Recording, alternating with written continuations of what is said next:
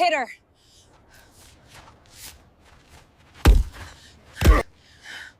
The crack echoed across Fort Campbell's training ground like a gunshot. Please let go. Staff Sergeant Trent Holloway's scream tore through the morning air, raw, primal, endless.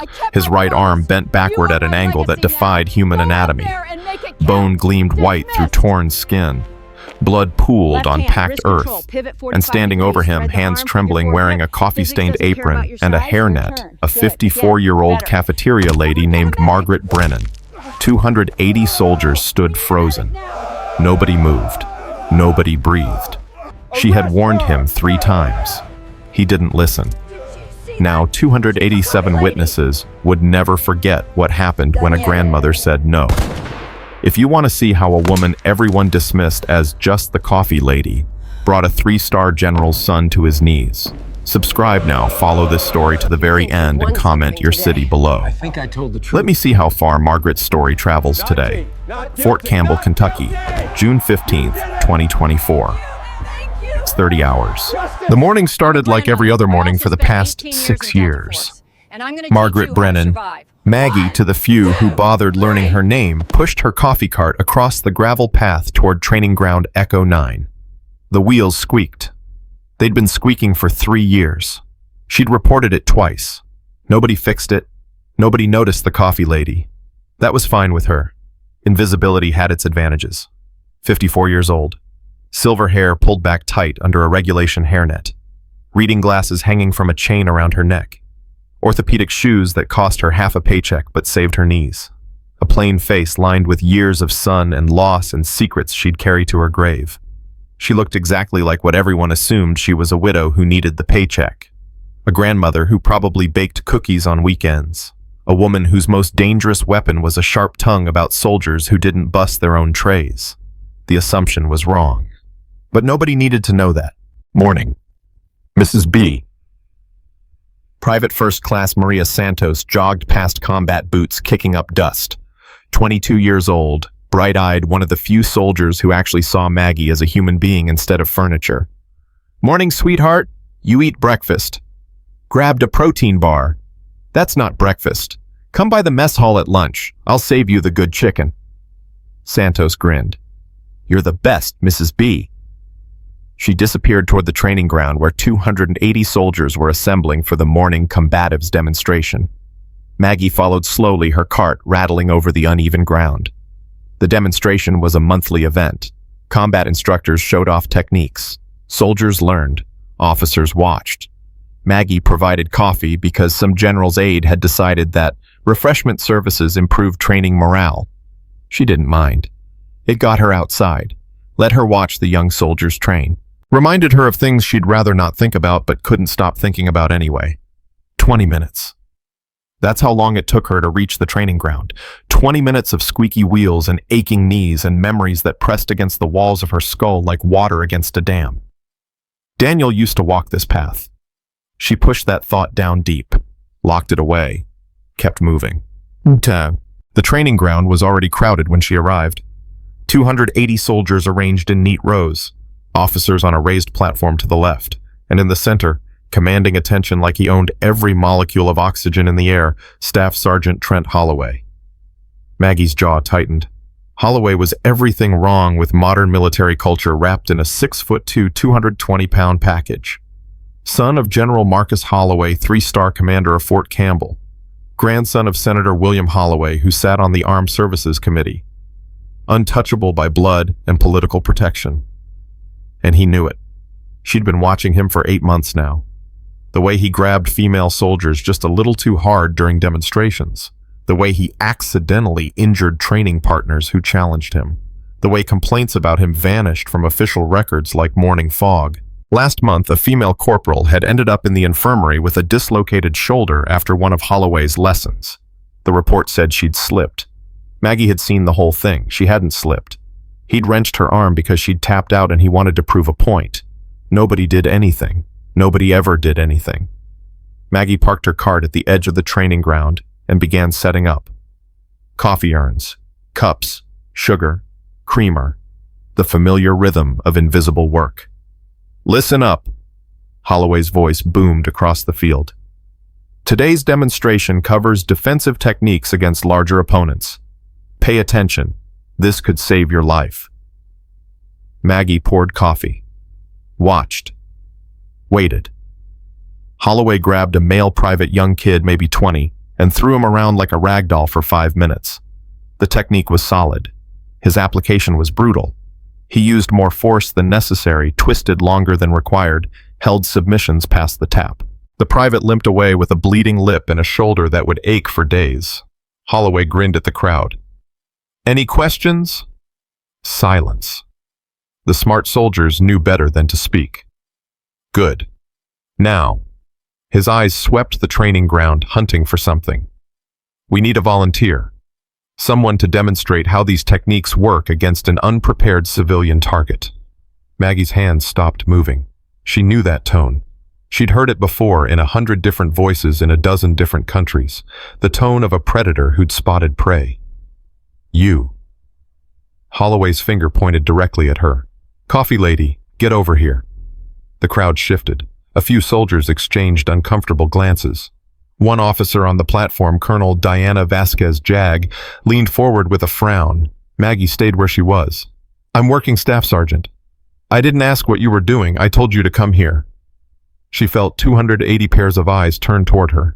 The invisible woman suddenly visible. The furniture suddenly human. I'd rather not. Holloway's smile widened. That wasn't a request, Grandma. Get over here. Unless you want me to file a report about civilian contractors disobeying direct orders from military personnel. She could refuse. He couldn't actually force her. She was a civilian. The threat was hollow. But she'd also lose this job. And this job, being near soldiers, being on base, being connected to the only world she'd ever known, was all she had left. Maggie set down the coffee pot, wiped her hands on her apron, walked forward. The crowd parted as she approached the center of the training ground. Whispers rippled through the ranks. Just the cafeteria lady. This is messed up. Holloway's such a tool. Someone should stop this. Nobody stopped it. Maggie stopped in front of Holloway. He towered over her by 10 inches. Outweighed her by nearly 100 pounds. His biceps were bigger than her thighs. He looked down at her like she was an insect. What's your name, Grandma? Margaret Brennan. Well, Margaret, he stretched her name out, mocking. Thanks for volunteering. I didn't volunteer. A few soldiers chuckled nervously. Holloway's eyes hardened. Today's lesson is about controlling an uncooperative civilian. He addressed the crowd over her head. In combat situations, you'll encounter non-combatants who panic, resist, or become obstacles. Proper control techniques minimize harm to both parties. He turned back to Maggie. Now, Mrs. Brennan. I'm going to demonstrate a simple risk control technique. All you need to do is stand there and try to pull away. Understood. I understand. Good. Hold out your arm. Maggie didn't move. I'd prefer a verbal explanation. I said, hold out your arm. His voice dropped. Dangerous. The crowd went silent. Maggie looked at his face, the arrogance, the entitlement, the absolute certainty that he could do whatever he wanted without consequences, and she made a decision. She held out her arm. Holloway grabbed her wrist. His grip was immediate and brutal, fingers digging into tendons, squeezing far harder than any demonstration required. Pain shot up her arm. She kept her face neutral. See how I control the wrist? Holloway told the crowd, twisting her arm slightly. Pressure on the radial nerve creates compliance. The subject can't resist without causing themselves pain. He twisted harder. Maggie's shoulder rotated unnaturally. She felt her rotator cuff straining. Now, typically the subject will let go. Her voice was quiet, calm, final. Holloway blinked. Excuse me. I asked you to let go. The demonstration is over. He laughed. Actually laughed, a cruel bark of amusement that echoed across the training ground. The demonstration is over when I say it's over, Grandma. He yanked her arm, pulling her off balance, using her body to show the crowd how easily a smaller person could be manipulated. See complete control. She can't let go. Second time, still calm, still quiet. But something in her voice made soldiers near the front take a step back. Holloway didn't notice. He was too busy enjoying himself. Let's show them what happens when a civilian tries to resist. He wrenched her arm behind her back, twisting her shoulder to the edge of dislocation. Go ahead, Mrs. Brennan. Resist. Show everyone how helpless you are. Pain exploded through Maggie's shoulder. Her vision flickered. 23 years of training screamed at her to move to counter to end this in the time it took to blink. She held herself still.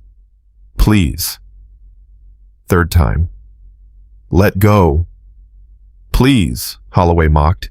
He pressed harder, driving her toward her knees. Did you hear that? She said, please. Like that's going to... He never finished the sentence. Yeah. Later witness statements would disagree on exactly what happened. Some said she moved like water. Others said like lightning. Private Santos, who was filming on her phone for personal documentation, said it looked like a magic trick one moment. Holloway had control the next moment he was screaming on the ground. The truth was simpler. Margaret Brennan had spent 18 years as a Delta Force operator. She had 147 classified missions across 6 continents. She had killed men with her bare hands in ways that would never appear in any official record. And she was very, very tired of being disrespected.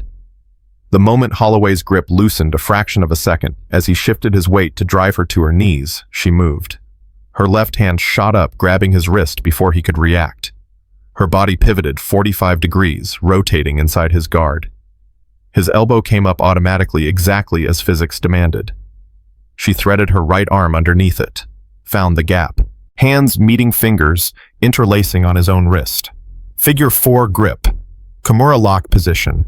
The same technique her instructor taught her 33 years ago. The same technique her husband used in Fallujah to capture a high-value target. The same technique that had saved her life more times than she could count.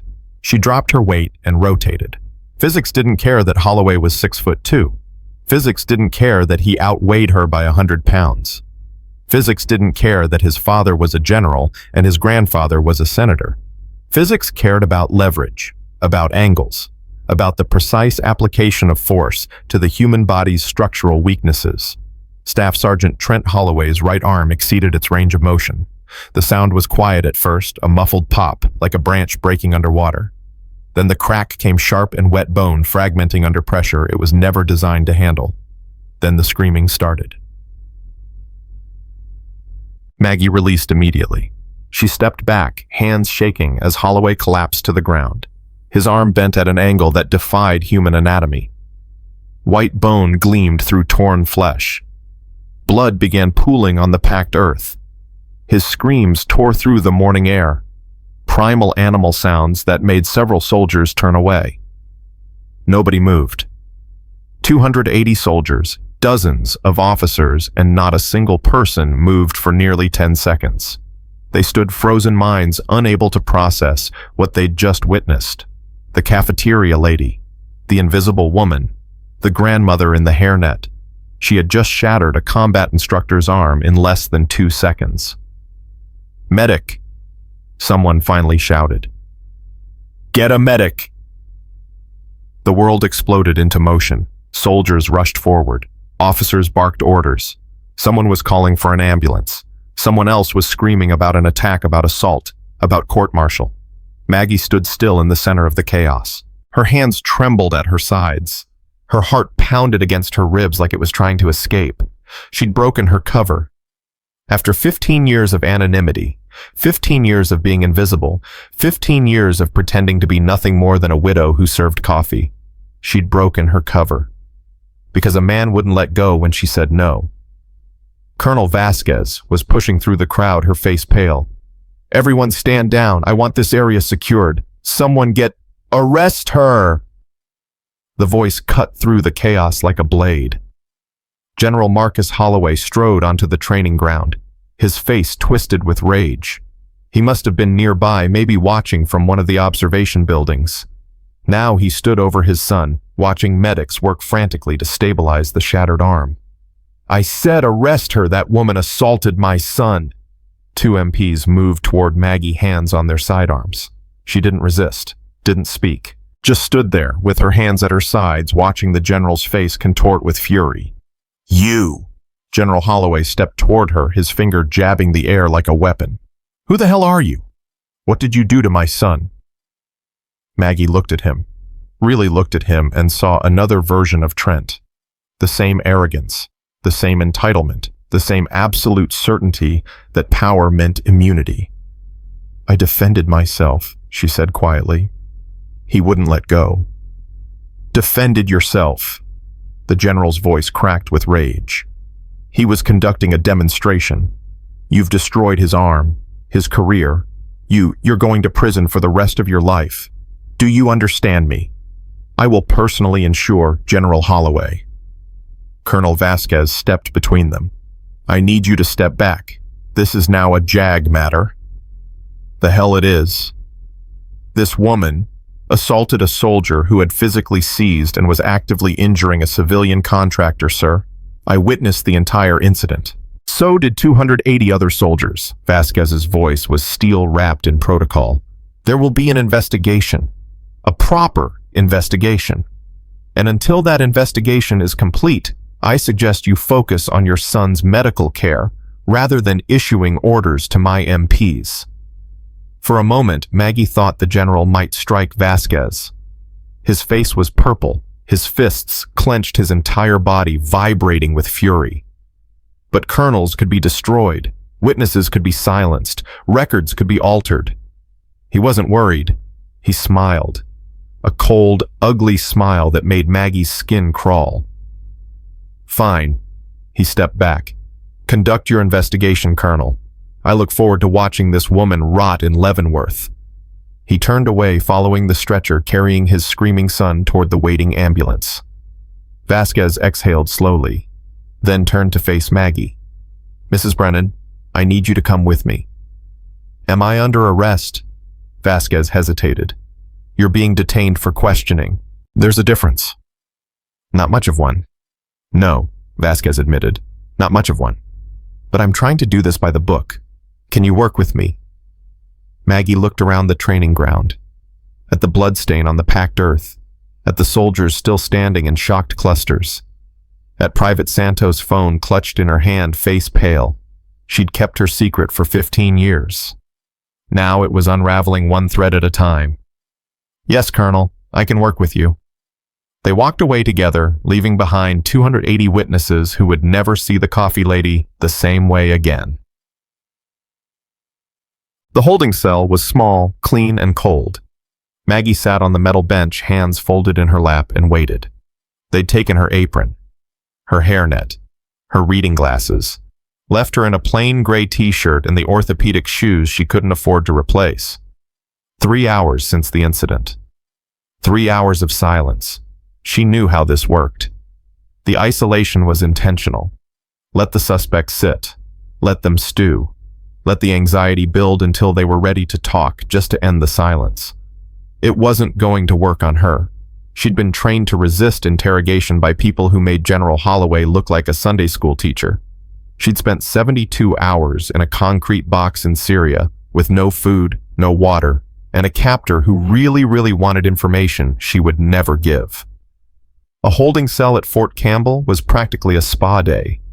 Still, the waiting gave her time to think. And thinking was dangerous. Daniel's face surfaced from the depths of her memory. His smile, his laugh, the way he'd held her the night before his last deployment, whispering promises he couldn't keep. "Come back to me," she'd said. "Always." He'd answered. He hadn't. She pushed the memory away, locked it down, focused on the present. The door opened. Colonel Vasquez entered carrying a manila folder. She sat across from Maggie on a metal chair that looked deeply uncomfortable. "Mrs. Brennan, how are you feeling?" "I've been better." "I imagine so." Vasquez opened the folder. "I've been reviewing your personnel file." "Then you've had a boring few hours." Vasquez looked up. Her eyes were sharp, calculating, missing nothing. "That's the thing, Mrs. Brennan. I have had a boring few hours, because your file is essentially empty. 35 years of work history, and it reads like a template. Administrative assistant positions at military installations across the country. No promotions, no commendations, no disciplinary actions, no anything. I'm a simple person, Colonel. I live a simple life. Do you? Vasquez set the folder down. Because simple people don't shatter trained soldiers' arms in under 2 seconds.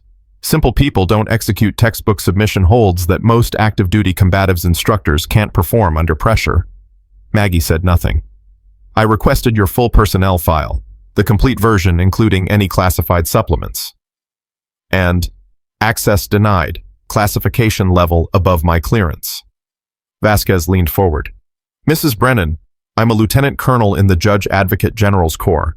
I have top-secret clearance with SCI access, and I can't see your file. Do you know how unusual that is? I wouldn't know, Colonel. I'm just a cafeteria worker. They stared at each other. The silence stretched. General Holloway is calling in favors, Vasquez said finally. Senators, Pentagon officials, people who owe him. He wants you charged with aggravated assault on military personnel.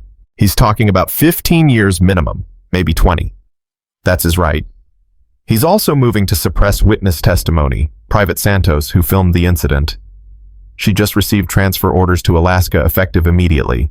Sergeant Monroe, who's been documenting Holloway's behavior for months. His complaint files have mysteriously vanished from the system. Maggie felt something cold settle in her chest. He can do that. His father is a 3-star general. His grandfather is a senator on the Armed Services Committee. Yes, Mrs. Brennan, he can do that. Then why are you telling me? Vasquez was quiet for a long moment. Because I watched what happened today. I watched a young man grab a 54-year-old woman, hurt her repeatedly, ignore her requests to stop, and then mock her for asking nicely. And I watched that woman defend herself in a way that was precise, controlled, and proportional to the threat.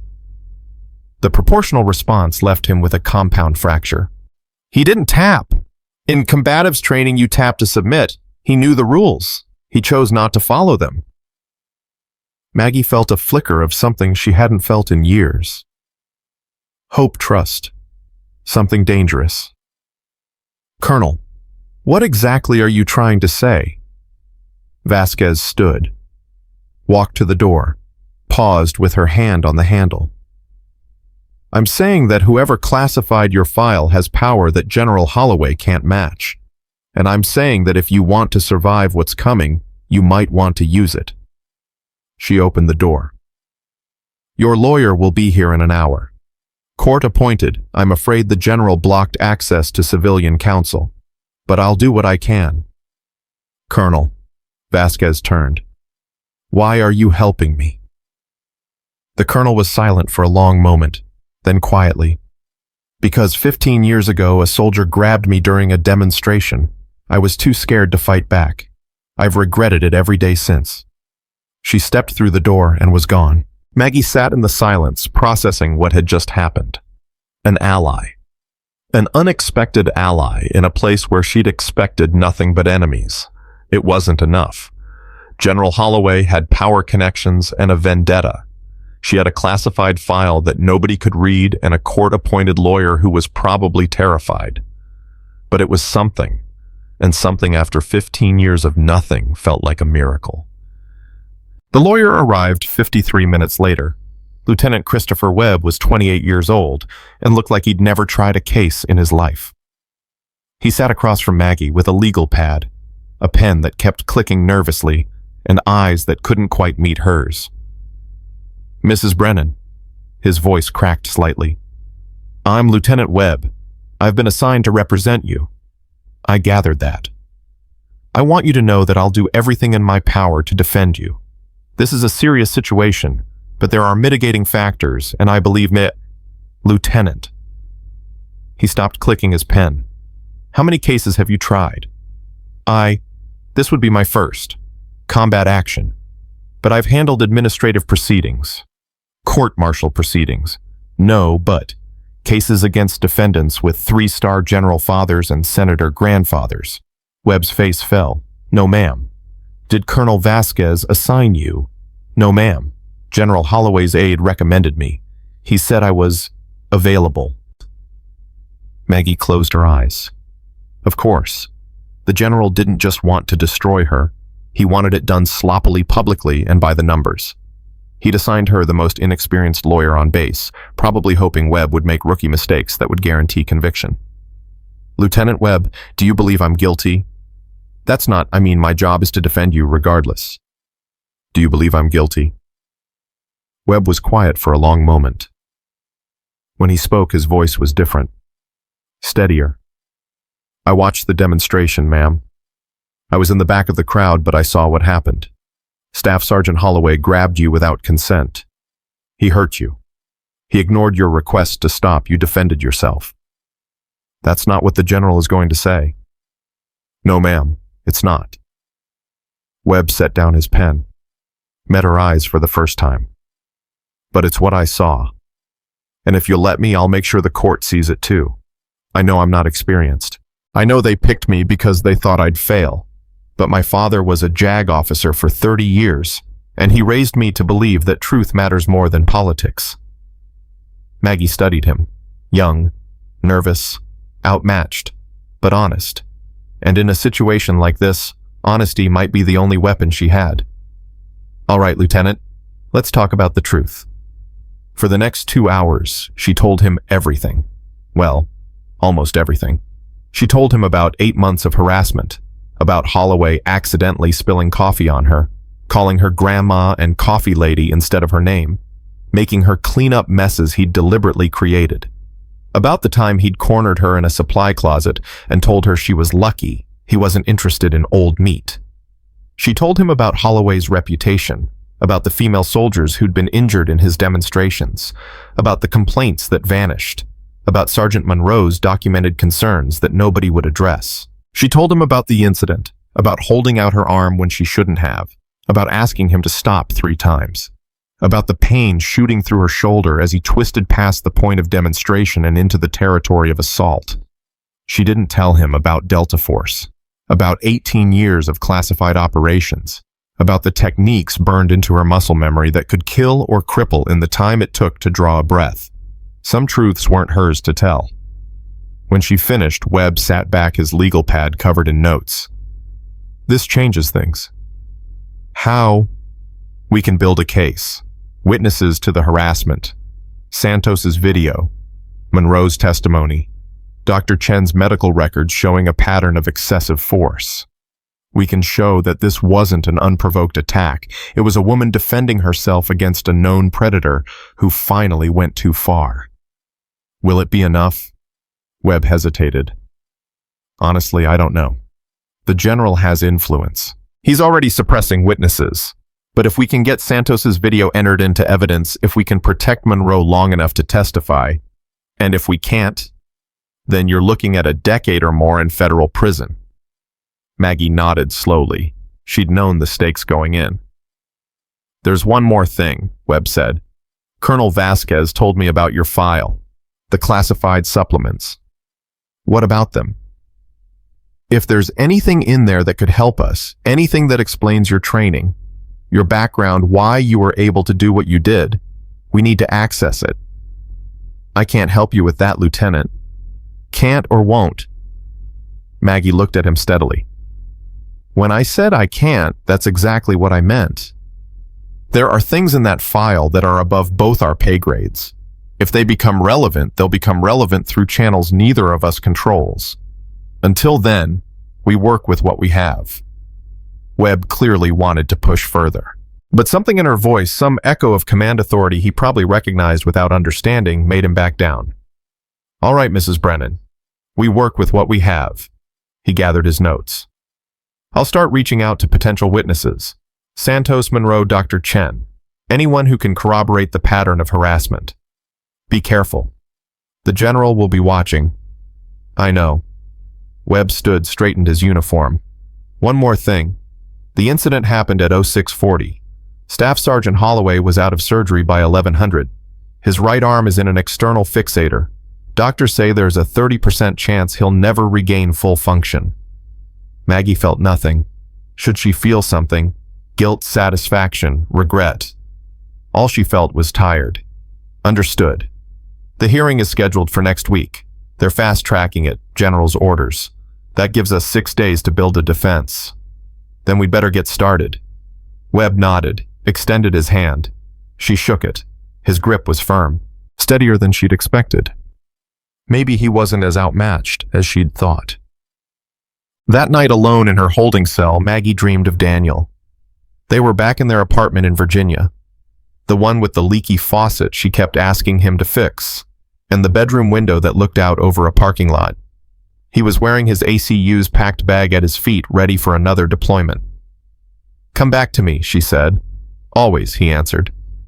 "But Maggie, you need to tell them." "Tell them what?" "The truth. Who you are. What you can do. They need to know." "I can't, Daniel. You know I can't." He smiled, that sad, knowing smile that meant he understood but disagreed. "Sometimes the mission requires sacrifice. Sometimes it requires revelation. You taught me that. Remember, that was different." "Was it?" He picked up his bag. "Just promise me something. Anything. Don't let them break you. Don't let them make you ashamed of surviving. You taught yourself. Remember, you taught me." "I remember." "Then remember this too. Size is a lie civilians believe. Physics is the truth warriors use. Legacy is what we teach others."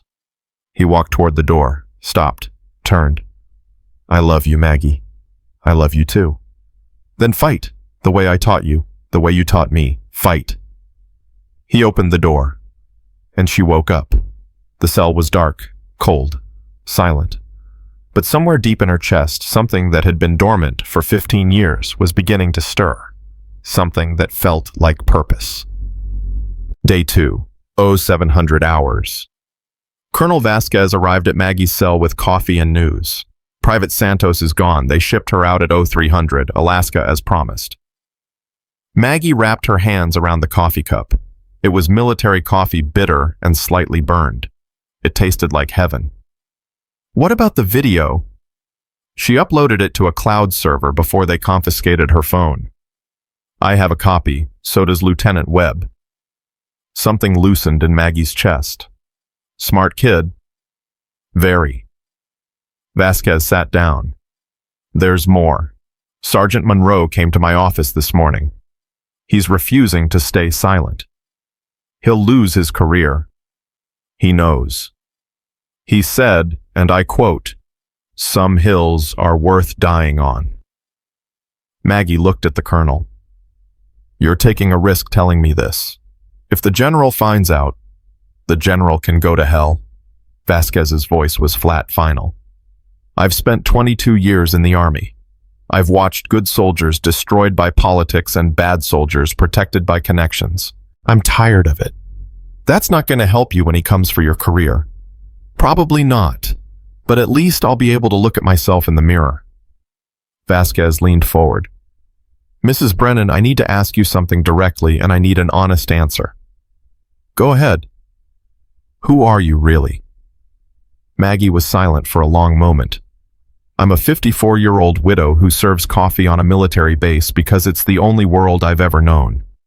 I'm a grandmother who video calls her daughter's kids every Sunday because she lives 3,000 miles away and I can't afford to visit. I'm a woman who spent 18 years doing things I can never talk about for a country that will never thank me." "Delta Force." Maggie didn't answer, didn't need to. Vasquez nodded slowly. "I suspected. The technique you used, I recognized it. My ex-husband was Special Forces. He showed me the Kimura lock once, said it was the great equalizer. Size doesn't matter. Physics matters. Your ex-husband was right. He usually was. About fighting, at least. About marriage, not so much." Vasquez stood. "The hearing is in 5 days. The general is bringing in his own witnesses, soldiers, who will testify that Holloway's demonstration was appropriate and your response was unprovoked. He's also arranged for a forensic psychiatrist to evaluate you. Let me guess. The psychiatrist will find that I'm mentally unstable. That's the plan. Discredit your testimony before you ever take the stand. What can we do? Fight like hell, and hope that whoever classified your file decides you're worth saving." She walked to the door. "Colonel." Vasquez turned. "Thank you for believing me." "I don't believe you, Mrs. Brennan. I watched you. There's a difference." She left. Maggie sat alone with her coffee and her memories and the quiet growing certainty that she was about to fight the most important battle of her life. Without weapons, without backup, without the cover of classification that had protected her for 18 years. Just her, and the truth, and a 54-year-old body that still remembered how to fight. Day 3, 1400 hours. First strategic meeting. Lieutenant Webb arrived with files, printouts, and dark circles under his eyes. I found something. Maggie looked up from the legal brief she'd been reading. What? Dr. Chen kept parallel records, official files and personal notes. The official files were deleted, but she still has her notes. 3 female soldiers hospitalized after Holloway's demonstrations in the past year, all listed as training accidents, all with injuries consistent with excessive force. Will she testify? She's thinking about it. The general already approached her, reminded her that her hospital privileges depend on military contracts. So he's threatening her. Not overtly, but the message was clear. Webb set down the files. There's something else. I've been looking into Holloway's service record. And it's spotless. Too spotless. No disciplinary actions, no complaints, no negative reports of any kind. But when I cross-referenced duty stations with medical records, he pulled out a chart. Red dots scattered across a map of U.S. military installations. Every base he's been assigned to has had a spike in training-related injuries to female soldiers. The pattern is consistent. He arrives, injuries increase, he transfers, injuries return to baseline. Maggie studied the chart. How did no one catch this? Because no one was looking, and because his father keeps him moving before any single base can build a case. This, Webb tapped the chart, is the case. It's a pattern of behavior spanning 5 years and 8 installations. Will the court accept it? That depends on how it's presented, and on whether our witnesses hold up under pressure. Maggie looked at the young lieutenant. 3 days ago, he'd seemed hopelessly outmatched. Now his eyes were focused, his jaw set. You're not just doing your job anymore, are you? Webb was quiet for a moment. My sister was in the Army.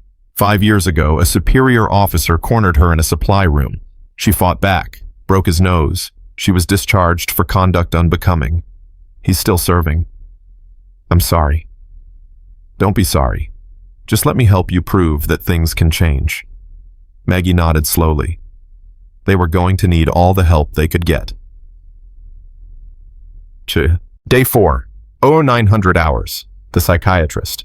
Dr. Harrison Wells was silver-haired, soft-spoken, and clearly operating under orders.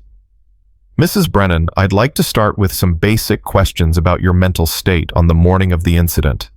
Of course. How would you describe your mood that morning? Normal. Routine. I woke at 05:30. Prepared my cart. Walked to the training ground. Any feelings of anger, resentment? No. Had you interacted with Staff Sergeant Holloway before that day? Many times. And how would you describe those interactions? Maggie considered her answer carefully. Staff Sergeant Holloway has a pattern of behavior toward civilian support staff. Dismissive, disrespectful, occasionally inappropriate. Inappropriate how? He once cornered me in a supply closet and told me I was lucky he wasn't interested in old meat. Dr. Wells' pen paused. Did you report that incident? No. Why not? Because I've been on military bases for 35 years, Doctor. I know how complaints against connected officers get handled. They disappear, and the person who filed them disappears shortly after. That sounds like a very cynical worldview. That sounds like experience. Dr. Wells made a note. Mrs. Brennan, I need to ask you directly. Do you have any history of violent episodes, anger issues, PTSD, or related conditions? No. Have you ever been trained in combat techniques? Here was the trap. She could see it clearly. If she said yes, she was admitting premeditation. If she said no, she was lying on a psychiatric evaluation. I've lived on military bases most of my adult life. I've attended self-defense classes offered to civilian contractors. I've learned what anyone in my situation would learn. Technically true. Heavily incomplete. But nothing formal. No military training. I'm a civilian cafeteria worker, doctor. Do I look like someone with military training? Dr. Wells studied her for a long moment. She kept her face neutral, her body, language open, her breathing steady. No, he said finally. I suppose you don't. The interview continued for another hour. Questions about her childhood, her marriage, her mental health history. She answered everything honestly when she could, and vaguely when she couldn't. When it was over, Dr. Wells shook her hand. Mrs. Brennan, I'll be submitting my report tomorrow. For what it's worth, you're one of the sanest people I've evaluated in a very long time. Thank you, doctor. Don't thank me yet. My report won't be the only factor in this hearing. He left. Maggie sat in the silence, wondering if sanity would be enough. Day 5. 2100 hours. She was reading when the door opened. Not Colonel Vasquez, not Lieutenant Webb. A man she hadn't seen in 15 years. Master Sergeant William Ghost Crawford walked into her holding cell like he owned it. 78 years old, cane in one hand, chest full of medals, eyes that still saw everything. Maggie. His voice was rough, worn down by decades of smoke and shouting. You look good. You look old. I am old. He sat down heavily on the metal chair. Heard you broke some general's kid. He wouldn't let go. They never do. Crawford leaned back. You used the Kimura. Seemed appropriate. Damn right it was. He studied her. Pentagon called me. Wanted to know if you were worth saving. Maggie felt her breath catch. And I told them you were worth more than most of the officers they've got running this circus. Told them you saved more American lives than they'll ever know. Told them that if they let Holloway's father destroy you, it would be the biggest mistake this army's made since... He stopped, shook his head. What did they say? They said they'd think about it. Crawford's jaw tightened, which means they're weighing your value against the political cost of pissing off a senator. So I'm a bargaining chip. You're a hero who they're treating like a bargaining chip. There's a difference. Maggie looked at the man who'd trained her, who'd shaped her into a weapon when she was 24 years old and too angry to be afraid. Ghost, why are you really here? Crawford was quiet for a long moment. Because I made a promise, 33 years ago. I promised that I'd teach you everything I knew, that I'd make sure you survived. You kept that promise. Not yet, I haven't. He leaned forward. They're going to declassify your file, partially. Enough to establish that you're a trained operative, not a crazy old lady who snapped. When hearings in 2 days, I'll be there. Pentagon lawyer will be there. We'll tell them just enough to destroy General Holloway's case and protect everything else. Maggie felt the world shift beneath her. For 4 days, she'd been fighting alone. For 4 days, she'd believed that her past would stay buried useless. Now it was about to save her. Thank you. Don't thank me yet. Crawford stood leaning on his cane. This is going to get ugly before it gets better. Holloway's not going to give up just because of some old war records. He'll find another angle. Another attack. Let him try. Crawford smiled. It was the first time she'd seen that expression in 15 years. That's my girl. He walked toward the door. By the way, that kid Daniel married the captain. He came to see me in 2007 before his last deployment. Asked me to promise something. Maggie's heart clenched. What? He asked me to watch over you. Said if anything happened to him, you'd try to disappear. Become invisible. Forget who you were. And what did you promise? I promised that I'd never let that happen. Crawford opened the door. Took me 15 years, but I keep my promises. He walked out. Maggie sat in the silence, tears streaming down her face for the first time since Daniel's funeral. He'd known. Her husband had known even then that she'd try to vanish, and he'd made sure someone would be there when she needed to be found. 2 days until the hearing. 2 days until everything changed. She was ready. The morning of day 6 arrived with a phone call that changed everything. Lieutenant Webb burst into the holding area at 0547, his uniform disheveled, his face pale. He didn't knock, didn't announce himself. Just stood there, breathing hard, clutching his phone like it might explode. They got to Monroe. Maggie set down her coffee cup. What do you mean, got to him? He's in the hospital. Someone jumped him in the parking lot last night. 3 men, ski masks. They broke his jaw, 2 ribs, and left a note pinned to his chest. What did the note say? Webb's voice cracked. It said, "Heroes die. Keep your mouth shut." The words hung in the air between them. Maggie felt something cold settle into her bones. She'd seen this before. In Baghdad, in Mogadishu, in places where power operated without rules and violence was just another negotiating tool. General Holloway wasn't playing politics anymore. He was playing war. Where is Monroe now? Fort Campbell Medical. They've got him sedated. His wife is with him. Webb ran a hand through his hair. Maggie, this is attempted murder. This is witness intimidation. This is what happens when you threaten powerful people. Maggie stood. Does Colonel Vasquez know? She's the one who called me. She's on her way here now. And the MPs? The investigation? Webb laughed. It was a bitter, broken sound. What investigation? General Holloway's aide is already spinning it as a random mugging. Wrong place, wrong time. No connection to the case. And people believe what they're told to believe, especially when the alternative is making an enemy of a 3-star general.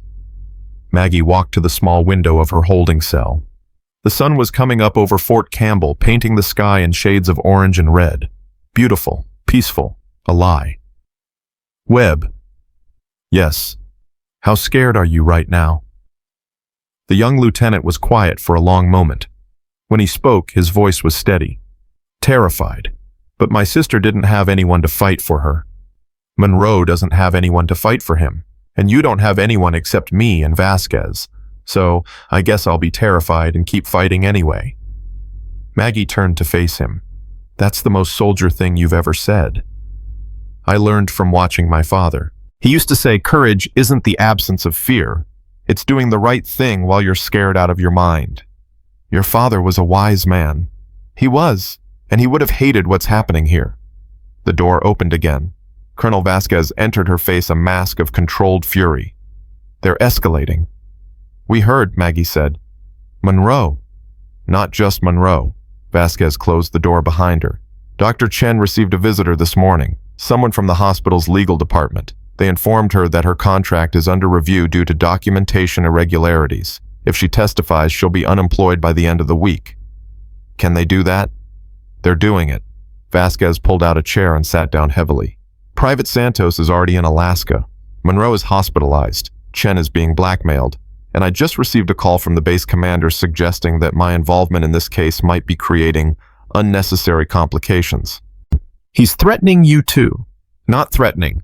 Warning. There's a difference. A small one. Vasquez looked at Maggie with eyes that had seen too much. Mrs. Brennan, I need you to understand something. General Holloway isn't just trying to win this case. He's trying to destroy everyone who stood against him. He's sending a message to the entire base. This is what happens when you challenge the Holloway family. Maggie nodded slowly. Then we need to send a message back. With what our witnesses are scattered, hospitalized, or compromised. Our evidence is strong but circumstantial, and the hearing is tomorrow. Master Sergeant Crawford is coming, with Pentagon authorization to declassify my file. Vasquez's eyes widened. Your full file. Partial. Enough to establish my background. Enough to prove I'm not what they're claiming. That might be enough to win the case, but it won't protect our witnesses. It won't stop Holloway from retaliating against everyone who helped you. One battle at a time, Colonel. Vasquez shook her head. This isn't one battle. This is a war, and right now we're losing. The room fell silent. 3 people facing an enemy with unlimited resources and no conscience. 3 people who should have walked away, should have protected themselves, should have done the smart thing. None of them moved. Okay, Webb said finally. If we can't protect our witnesses through official channels, we protect them unofficially. What do you mean? I mean we go public. Before the hearing, we leak the video. We leak Chen's medical records. We leak the pattern of abuse. We make it impossible for Holloway to bury this. That's a court-martial offense, Vasquez said quietly, for all of us. So is witness intimidation. So is assault. So is obstruction of justice. Webb's jaw tightened. General Holloway doesn't play by the rules. Why should we? Maggie watched the exchange measuring both of them.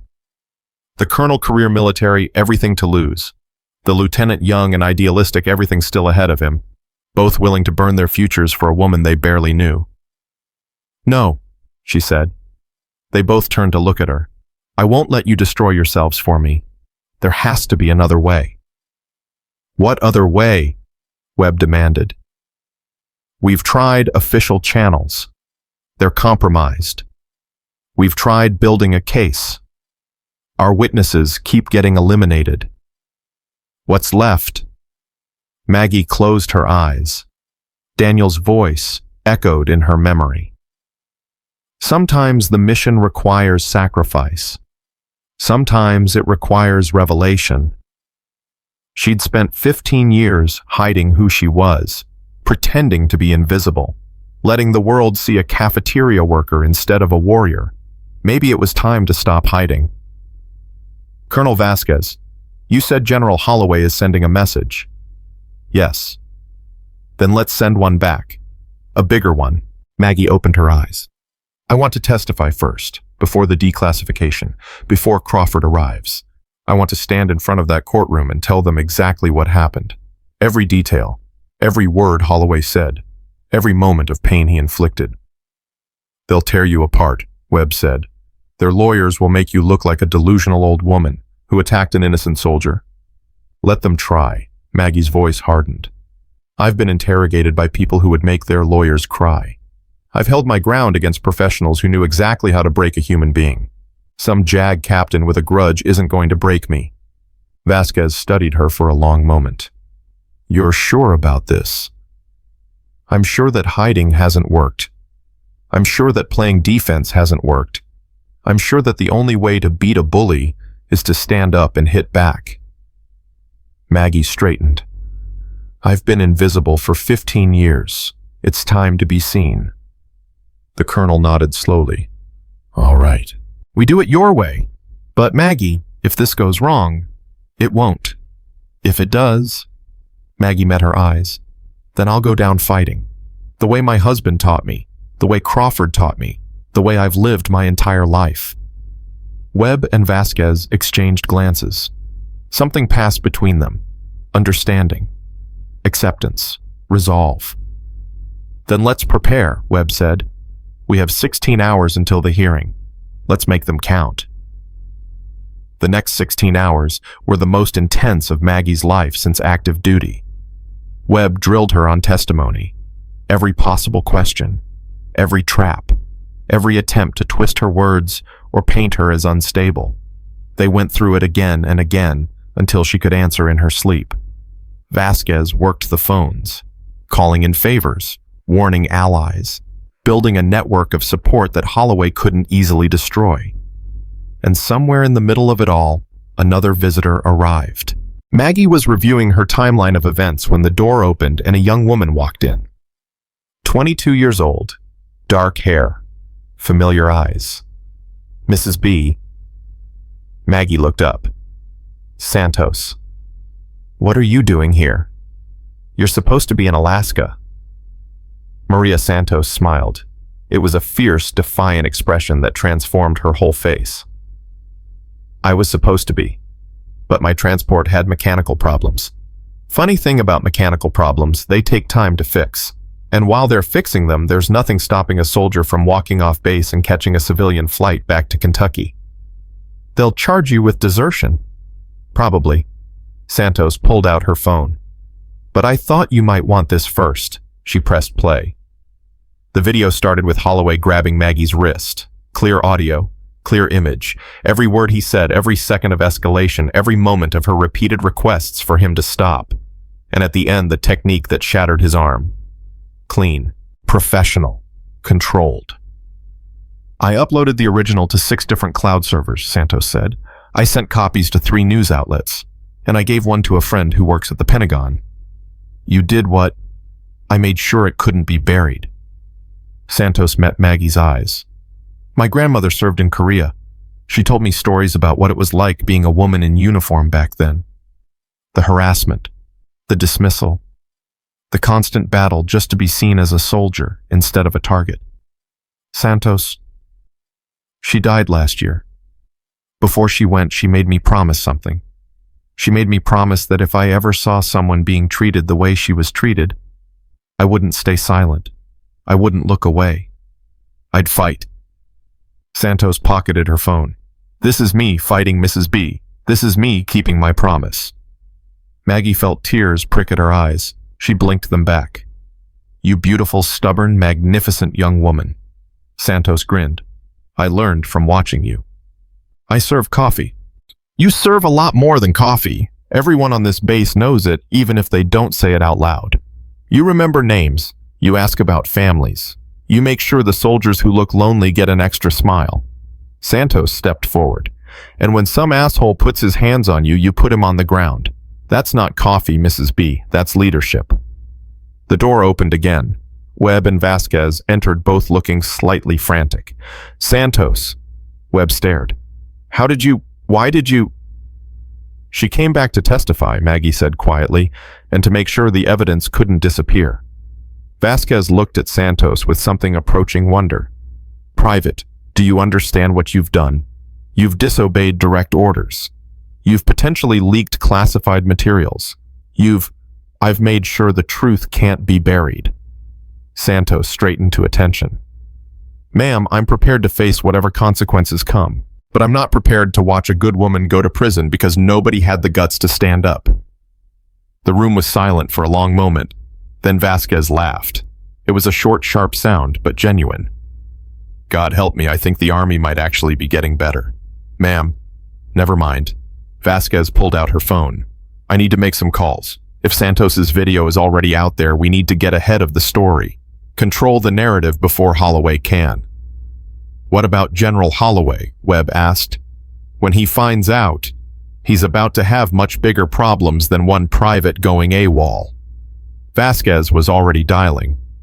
The news outlet Santos contacted, one of them is military-focused. Their morning editor is a friend of mine. If I can get her to run the story before the hearing, you want to try this case in the media? I want to make sure there are too many eyes watching for Holloway to cheat. Vasquez stepped out, phone pressed to her ear. Webb turned to Maggie. This is either brilliant or catastrophic. Probably both. Maggie looked at Santos. Private. Whatever happens tomorrow, thank you. Santos nodded. Whatever happens tomorrow, Mrs. B, give them hell. She left to find somewhere to hide until the hearing. The MPs would be looking for her soon. Maggie sat alone with her thoughts. In 12 hours, she would stand in a military courtroom and fight for her freedom. Her witnesses had been beaten, blackmailed, and scattered. Her enemy had unlimited power and no conscience. But she wasn't alone anymore. She had Webb, who'd chosen justice over career. She had Vasquez, who'd chosen truth over safety. She had Santos, who'd risked everything to keep a promise. And somewhere out there, Crawford was coming with the keys to her past. 12 hours. She closed her eyes and began to prepare. The night passed slowly. Maggie didn't sleep, couldn't sleep. Every time she closed her eyes, she saw Holloway's face, heard his mocking voice, felt his hand crushing her wrist. Then she saw his arm bending backward, heard the crack, watched him fall. She didn't regret what she'd done. She regretted that it had been necessary. At 0300, Webb returned with food she couldn't eat and coffee she drank gratefully. The story broke, he said. Military Times picked it up an hour ago. It's already spreading. What's the angle? Female soldier exposes pattern of harassment at Fort Campbell. Video evidence shows assault by general's son. Cover-up alleged. Webb pulled up the article on his phone. They're being careful not to name you directly lawsuit concerns, but anyone following the case will know. And Holloway's response? Nothing official yet, but the base is buzzing. I've had 6 soldiers contact me in the last hour asking how they can help. Help how? Testify, provide evidence, share their own stories. Webb's voice was quiet. Maggie, you're not the only one Holloway has hurt. You're just the only one who fought back. The words hit her harder than she expected. All those years of invisibility. All those years of thinking she didn't matter. And now, because she'd refused to be a victim, others were finding their courage too. How many? So far, 11 soldiers willing to testify about Holloway's behavior, 3 more who have documented evidence of harassment, and 1 officer who claims he reported concerns through official channels 2 years ago and watched the report disappear. 1 officer. Captain Jennifer Walsh. She's stationed at Fort Benning now, but she was here when Holloway arrived. She tried to flag the problem early. They transferred her within a month. Maggie absorbed this. An officer who'd tried to do the right thing and been punished for it, just like she would have been if she'd reported Holloway through proper channels. The system wasn't broken. The system was working exactly as designed, protecting the powerful and silencing the inconvenient. Can Walsh make it to the hearing? She's driving through the night, should arrive by 800. And Monroe... Webb's face fell. Still in the hospital. His wife called an hour ago. He's awake, but they've got him on painkillers. He can barely talk, let alone testify. But he wants to. He dictated a statement to his wife. She's bringing it to the hearing. Webb pulled out a folded piece of paper. She faxed me a copy. Maggie took the paper, read the handwritten words. My name is Sergeant First Class James Monroe. I have served in the United States Army for 23 years. I have never broken an oath. I have never lied under oath, and I will not start now. Staff Sergeant Trent Holloway is a predator. I witnessed his behavior for 8 months. I documented it. I reported it. My reports were deleted. When I tried to escalate, I was warned that my career would suffer. Last night, 3 men attacked me in a parking lot. They broke my jaw and my ribs. They left a note telling me to keep my mouth shut. I will not keep my mouth shut.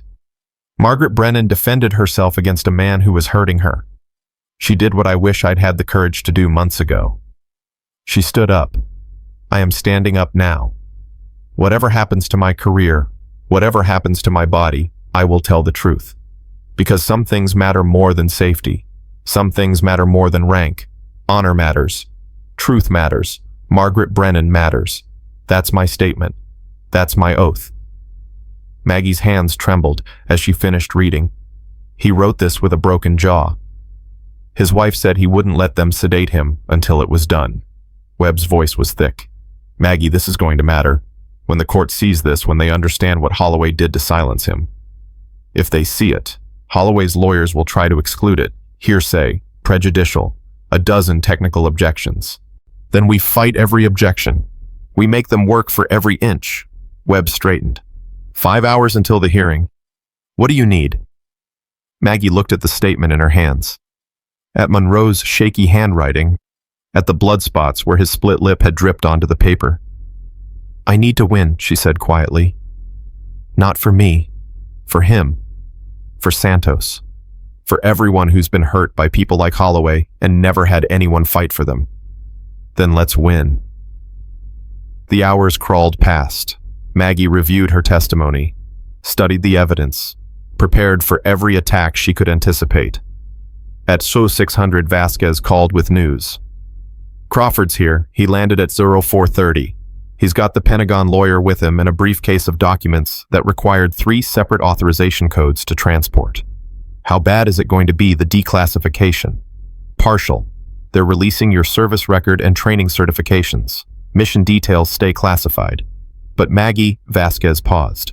When the court sees what you actually are, everything changes. They can't paint you as a crazy old woman anymore. They can't pretend you snapped without provocation. They'll paint me as a dangerous weapon instead. Maybe, but a weapon that was attacked first, a weapon that showed restraint. Vasquez's voice softened. You could have killed him, Maggie. You know it. I know it. Crawford knows it. When the court understands that you chose the least harmful response available to you, I didn't choose anything. I reacted. Training took over. Then your training saved his life. That matters. Maggie closed her eyes. In that moment on the training ground, she hadn't been thinking about restraint. She'd been thinking about survival, about making the pain stop, about proving that she wasn't helpless, wasn't invisible, wasn't nothing. The Kimura lock was the least harmful technique she knew that would guarantee immediate release. If she'd been truly trying to hurt Holloway, he'd be dead, but the court wouldn't know that. They'd see a shattered arm and call it violence, unless Crawford could make them understand. What time does the hearing start? 0900 sharp. They're assembling the panel now. Panel.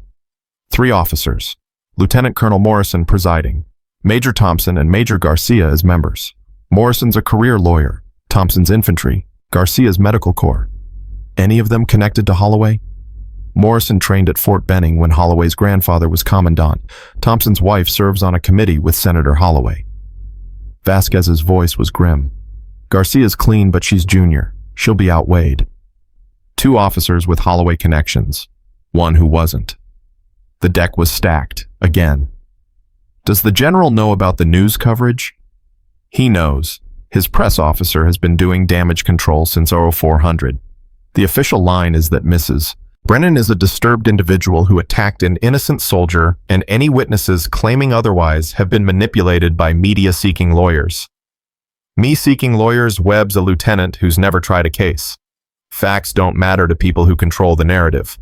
Vasquez sighed. Get some rest, Maggie. The next 12 hours are going to be the hardest of your life. She hung up. Rest. As if rest were possible. Maggie sat in the silence of her cell and listened to her own heartbeat. Steady. Strong. The heart of a woman who'd survived 18 years of combat, lost her husband to a war that never ended, and spent 15 years pretending to be someone she wasn't. That woman wasn't going to break now. Not for Holloway, not for his father, not for anyone. At 0730, the MPs came to escort her to the hearing. She stood, smoothed her clothes, lifted her chin. Time to fight. The walk to the courtroom felt longer than it was. Military buildings had a way of stretching when you didn't want to reach your destination.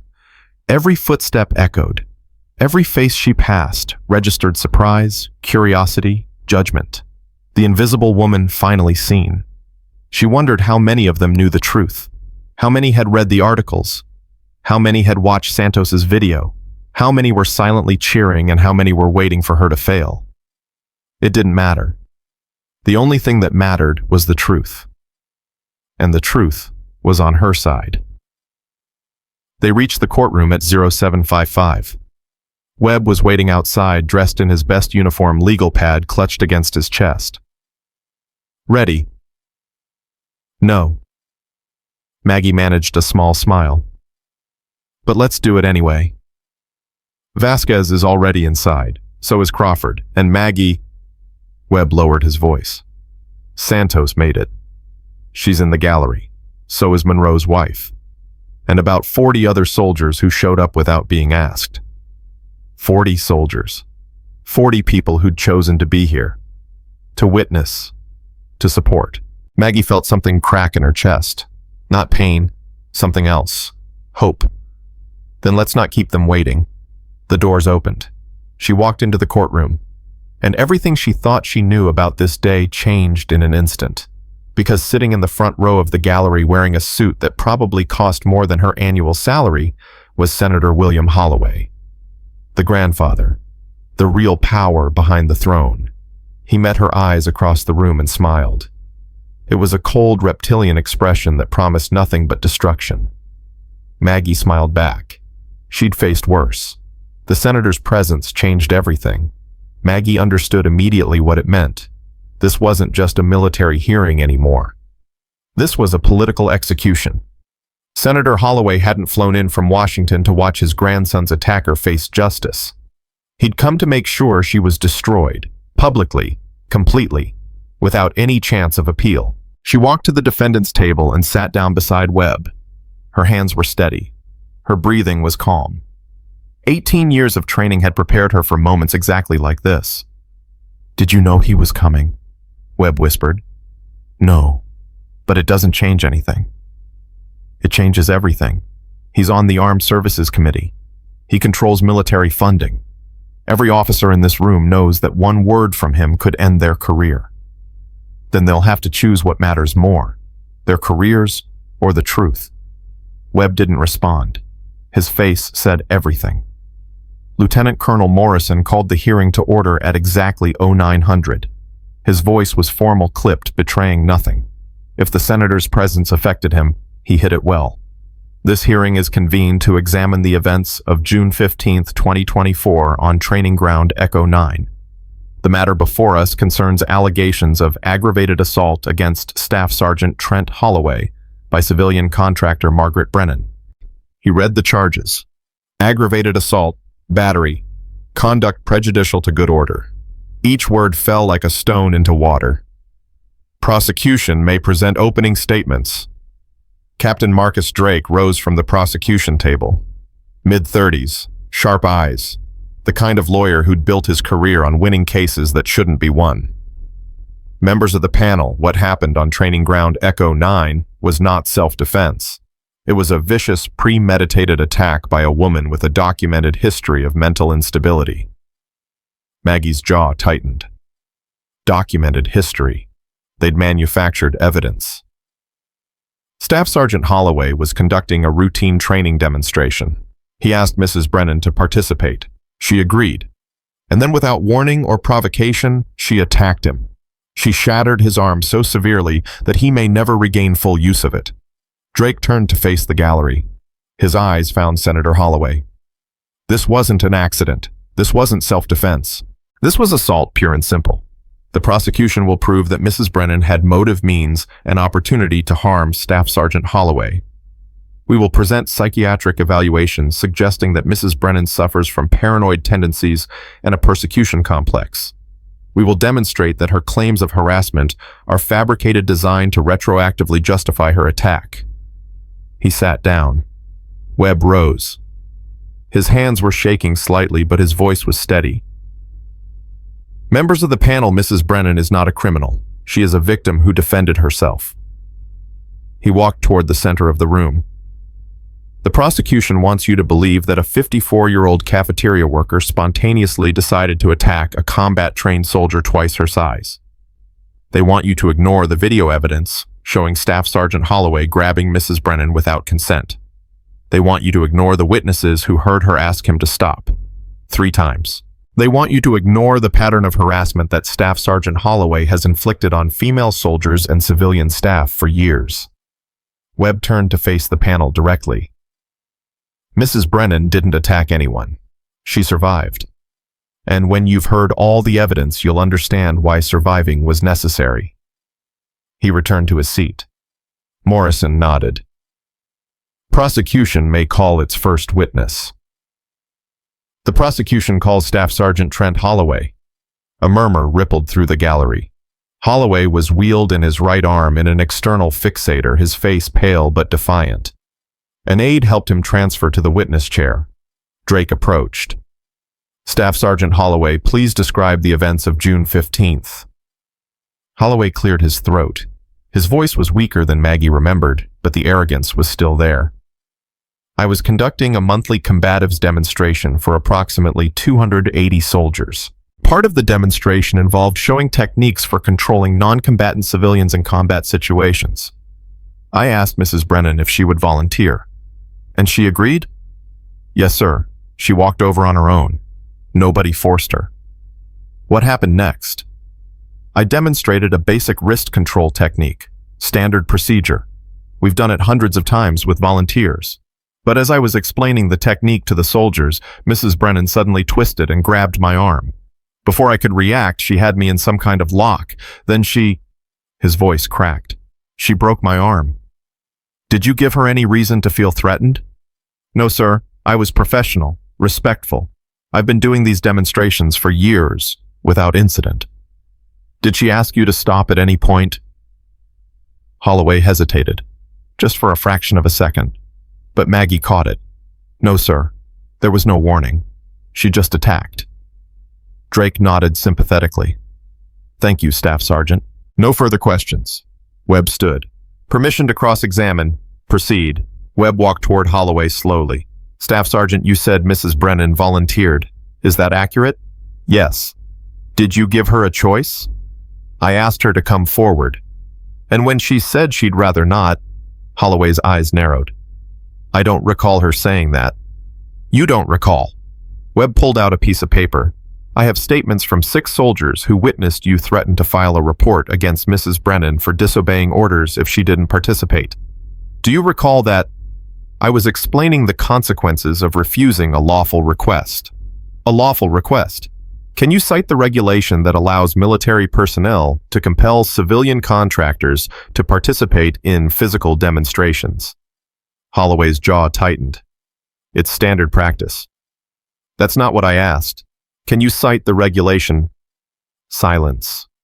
Moving on, Webb said. You testified that Mrs.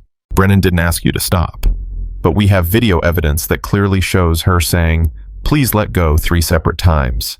Would you like to revise your testimony? I didn't hear her. You didn't hear her, even though she was standing directly in front of you. It was a noisy environment. Noisy. Webb nodded. So noisy that 6 witnesses heard her clearly, but you didn't. Objection. Drake stood. Counsel is badgering the witness. Sustained, Morrison said. Move on, Lieutenant. Webb changed tactics. Staff Sergeant, do you know Sergeant First Class James Monroe? Holloway's face went carefully blank. He serves on this base. Are you aware that Sergeant Monroe was attacked 2 nights ago by 3 masked assailants? I heard about it. Unfortunate. Are you aware that the attackers left a note warning him to keep his mouth shut about this hearing? Objection, Drake called. There's no evidence connecting that incident to my client. I'll rephrase. Webb's voice hardened. Staff Sergeant Holloway, have you ever threatened or intimidated witnesses who complained about your behavior? No. Have you ever had complaints against you deleted from official records? No. Have you ever injured soldiers during training demonstrations and had the reports classified as accidents? Objection counsel is making accusations without foundation. I have foundation. Webb held up a folder. Medical records from 8 military installations showing a pattern of excessive force injuries during demonstrations conducted by Staff Sergeant Holloway. All classified as training accidents, all involving complaints that mysteriously disappeared. The gallery erupted. Morrison banged his gavel. Order, I will have order. Senator Holloway was on his feet, face purple with rage. General Holloway was whispering urgently to Drake. The panel members were exchanging shocked glances. Where did you obtain those records? Morrison demanded.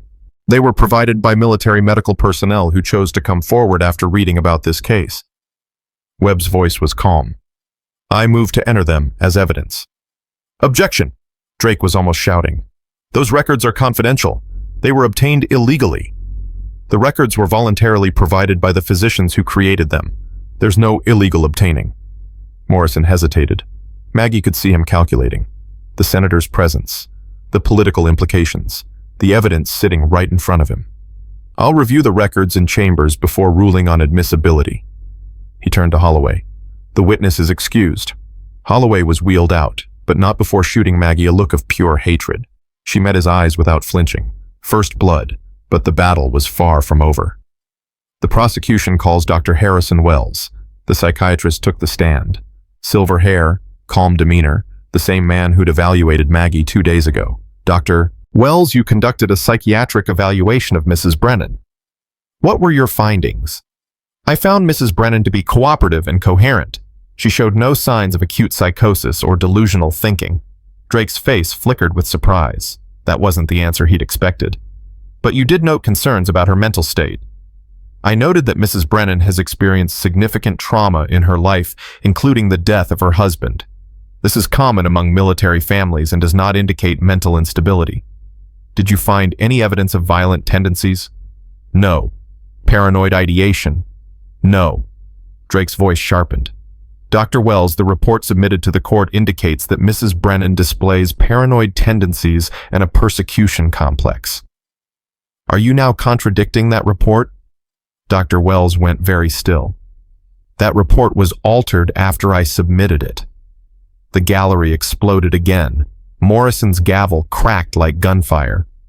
Explain yourself, doctor. My original evaluation found no evidence of mental instability.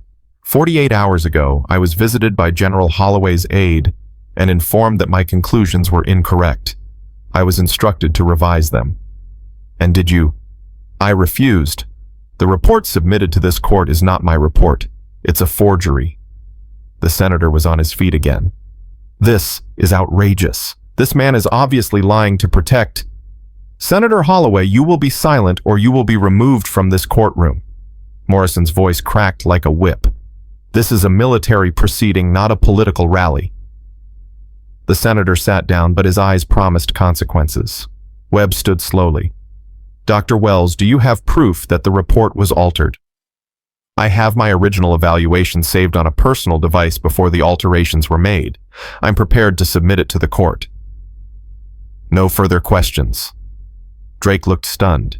His star witness had just destroyed his credibility argument. He shuffled through his papers, trying to regroup. The prosecution has no further questions at this time. Morrison called a 15-minute recess. Maggie sat motionless as the room emptied around her. Webb leaned close. That was unexpected. He's honest. I knew it during the evaluation. Holloway's lawyers are scrambling. They expected Wells to deliver. Instead, he exposed them. It won't stop them. They'll find another angle. Vasquez approached. Her face was grim. We have a problem. What kind of problem? Captain Walsh, the officer who was going to testify about reporting Holloway 2 years ago. What happened? She got a phone call this morning from someone at the Pentagon. They reminded her that she has classified information from her previous assignments, information that could be reviewed for potential security violations if she continues to insert herself into controversial proceedings. Maggie felt her stomach drop.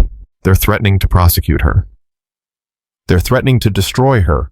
And she has 2 kids, a mortgage, a career she's built for 15 years. Vasquez's voice was bitter. She's withdrawing her testimony. Another witness gone. Another voice silenced. How many do we have left? Santos, Monroe's wife with his statement, and whatever Crawford brings. 3 witnesses, against the combined power of a 3-star general and a United States senator. The odds had never been good. Now they were worse. Then we make every witness count, Maggie said quietly. We make every word matter. The recess ended. The gallery refilled. The defense may call its first witness, Morrison announced. Webb stood. The defense calls Private First Class Maria Santos. Santos walked to the witness stand with her shoulders squared and her chin high. She'd changed into civilian clothes, knowing the army would charge her the moment she appeared. She sat down anyway. Private Santos, were you present on Training Ground Echo 9 on June 15th? Yes, sir. Did you witness the incident between Mrs. Brennan and Staff Sergeant Holloway? Yes, sir. I was approximately 20 feet away. I filmed the entire interaction on my phone. Why were you filming? Because I'd seen Staff Sergeant Holloway hurt people before.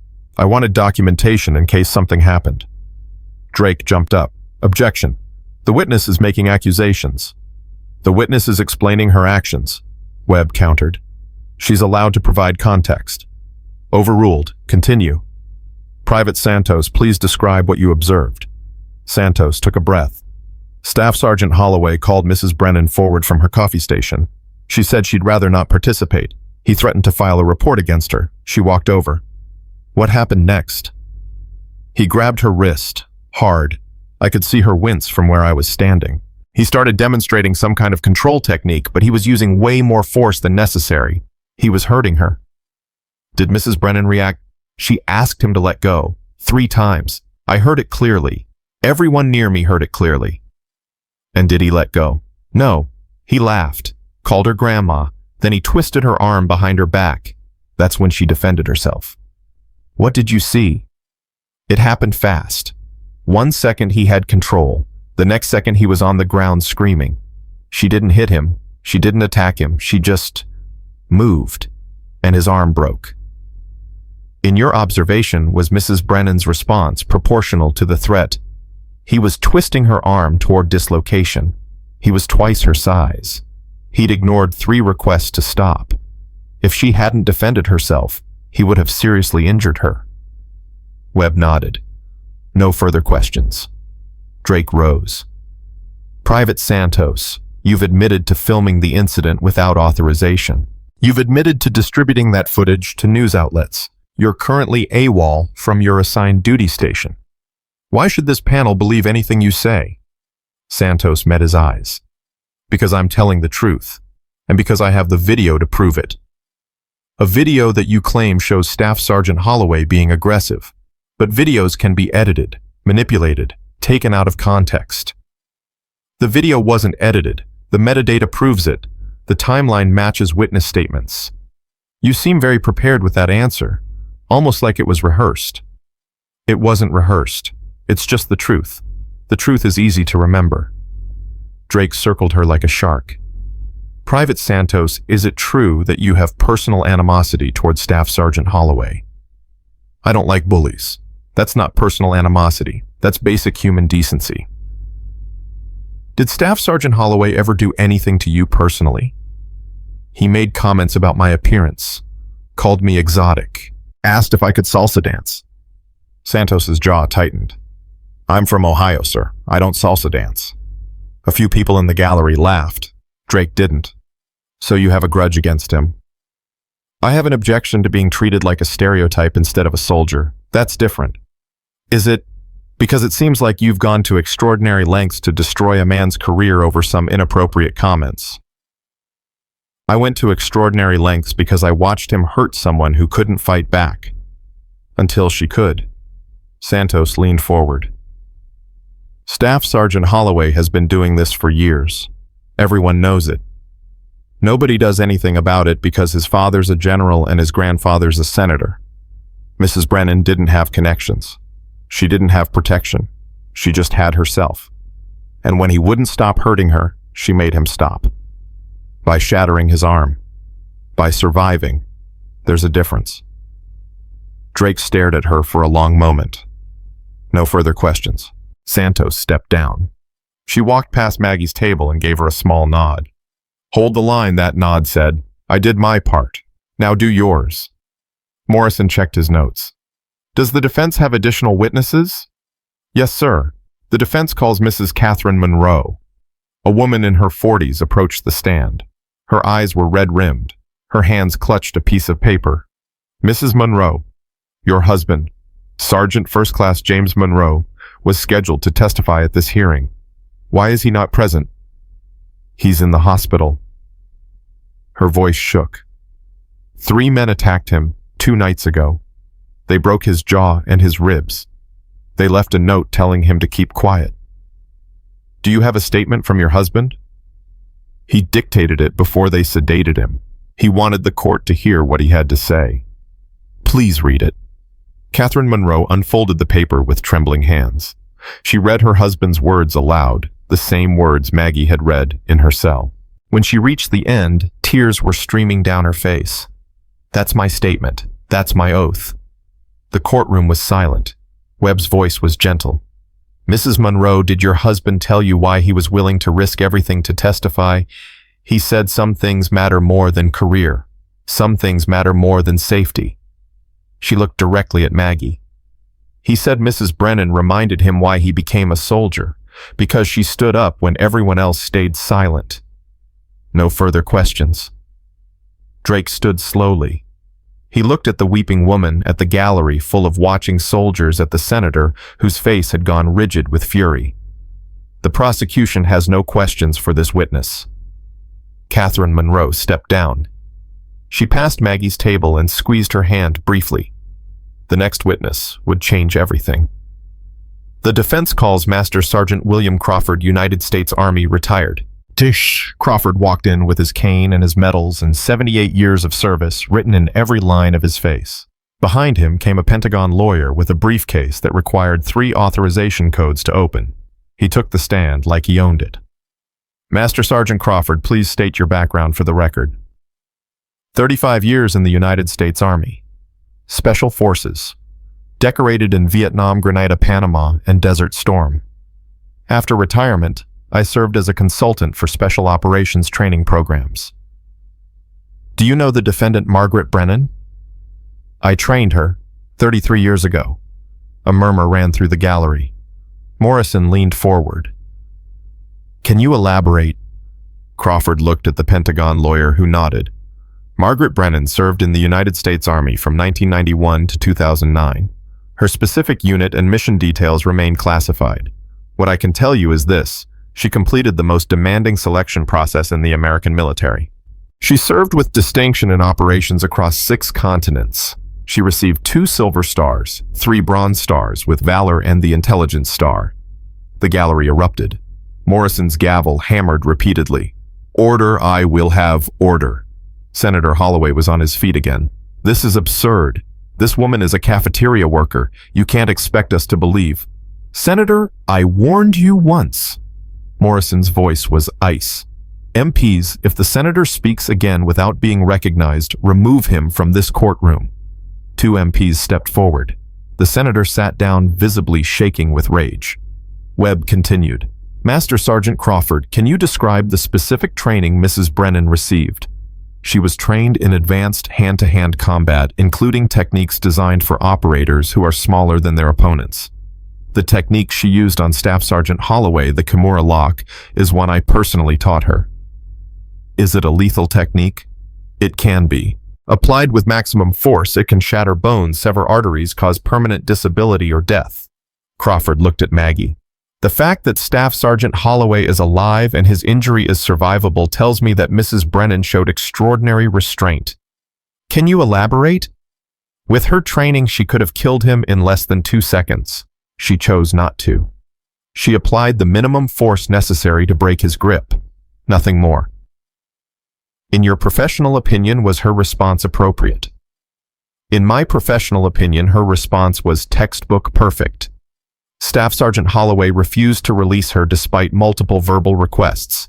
He was causing her physical pain. He showed no intention of stopping. She had every right to defend herself, and she did so in the most controlled, proportional manner possible. No further questions. Drake rose slowly. He looked like a man who knew he was beaten, but wasn't ready to admit it. Master Sergeant Crawford, you say you trained Mrs. Brennan, but you haven't seen her in how long? 15 years. 15 years.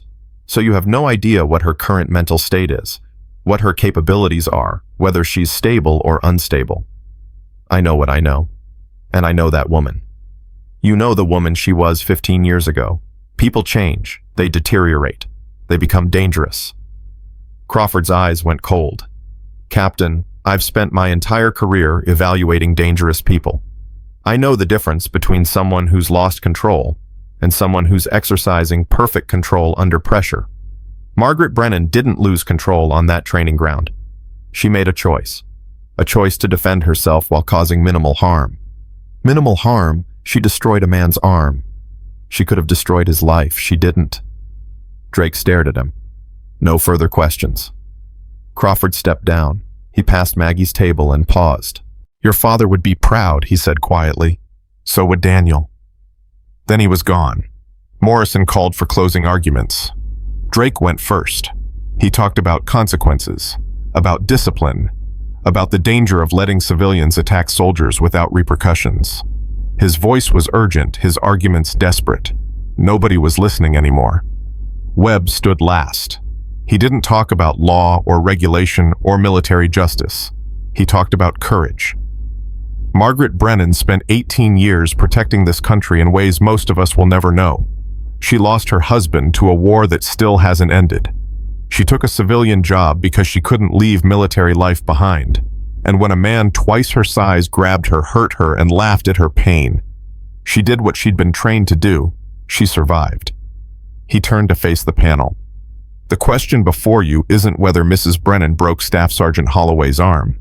She did. The question is whether she had the right to defend herself. The evidence is clear. The witnesses are clear. The video is clear. She asked him to stop. 3 times. He didn't stop. She tried to comply. He hurt her anyway. She had every right, every legal, moral, and human right to protect herself from harm. Webb's voice hardened. Staff Sergeant Holloway thought he could hurt anyone he wanted without consequences. He thought his family's power made him untouchable. Margaret Brennan proved him wrong. I'm asking you to do the same. He sat down. Morrison dismissed the court for deliberation. As the panel filed out, Maggie caught Major Garcia's eye. The medical officer gave her a small nod. 3 officers. 2 connected to Holloway. 1 who wasn't. The math hadn't changed, but something in the room had. The wait lasted 2 hours and 17 minutes. Maggie sat motionless, hands folded, mind quiet. Whatever happened now was beyond her control. The panel filed back in. Morrison's face was unreadable. Has the panel reached a verdict? We have, sir. Morrison turned to Maggie. The defendant will rise. She stood. On the charge of aggravated assault, this panel finds the defendant not guilty. The gallery exploded. Cheers. Applause. Someone was crying. Morrison's gavel cracked. I'm not finished. Silence fell. On the charge of battery, this panel finds the defendant not guilty. More cheering. Morrison let it go for a moment before continuing. On the charge of conduct prejudicial to good order, this panel finds the defendant not guilty on grounds of justifiable self-defense. The room erupted again. Webb grabbed Maggie's arm. Vasquez was pushing through the crowd. Santos was hugging Catherine Monroe. Furthermore, Morrison said, his voice cutting through the chaos, this panel recommends immediate investigation into Staff Sergeant Trent Holloway for assault, harassment, and conduct unbecoming. We also recommend that the Inspector General examine potential obstruction of justice related to witness intimidation and evidence tampering. General Holloway was already heading for the door, his face ashen. Senator Holloway remained seated, staring at Maggie with eyes full of hatred and something else. Fear. She'd beaten them. A 54-year-old cafeteria worker had beaten a 3-star general and a United States senator, and they both knew she wasn't done yet. The courtroom emptied slowly, but the energy lingered like electricity after a storm. Maggie stood at the defense table trying to process what had just happened. Not guilty. 3 times. She was free. After everything, the arrest, the isolation, the threats, the political machinery grinding toward her destruction, she was free. Webb was shaking her hand. Vasquez was saying something about paperwork. Santos was crying and laughing at the same time. Crawford stood apart watching with those ancient eyes that had seen everything. And through it all, Maggie felt strangely hollow. She'd won the battle. But the war wasn't over. She could feel it in her bones. Senator Holloway hadn't moved from his seat. He sat perfectly still, watching her with an expression that promised this wasn't finished. Not by a long shot. Mrs. Brennan, she turned. Colonel Vasquez was holding out her phone. You need to see this. The screen showed a news headline, Pentagon confirms decorated veteran status of Fort Campbell defendant. Below it, her military photograph from 1995, young, fierce, unrecognizable as the woman she'd become. It's everywhere, Vasquez said. CNN, Fox, MSNBC. The story broke 20 minutes ago. Someone at the Pentagon leaked the declassification. Crawford. I don't think so. This came from higher up. Vasquez's voice dropped. Maggie, someone wanted your story told. Someone powerful enough to override Senator Holloway's influence. Maggie looked at the phone. At the face of the woman she used to be. Who? I don't know, but whoever it is, they just made you famous. Famous. The word felt wrong.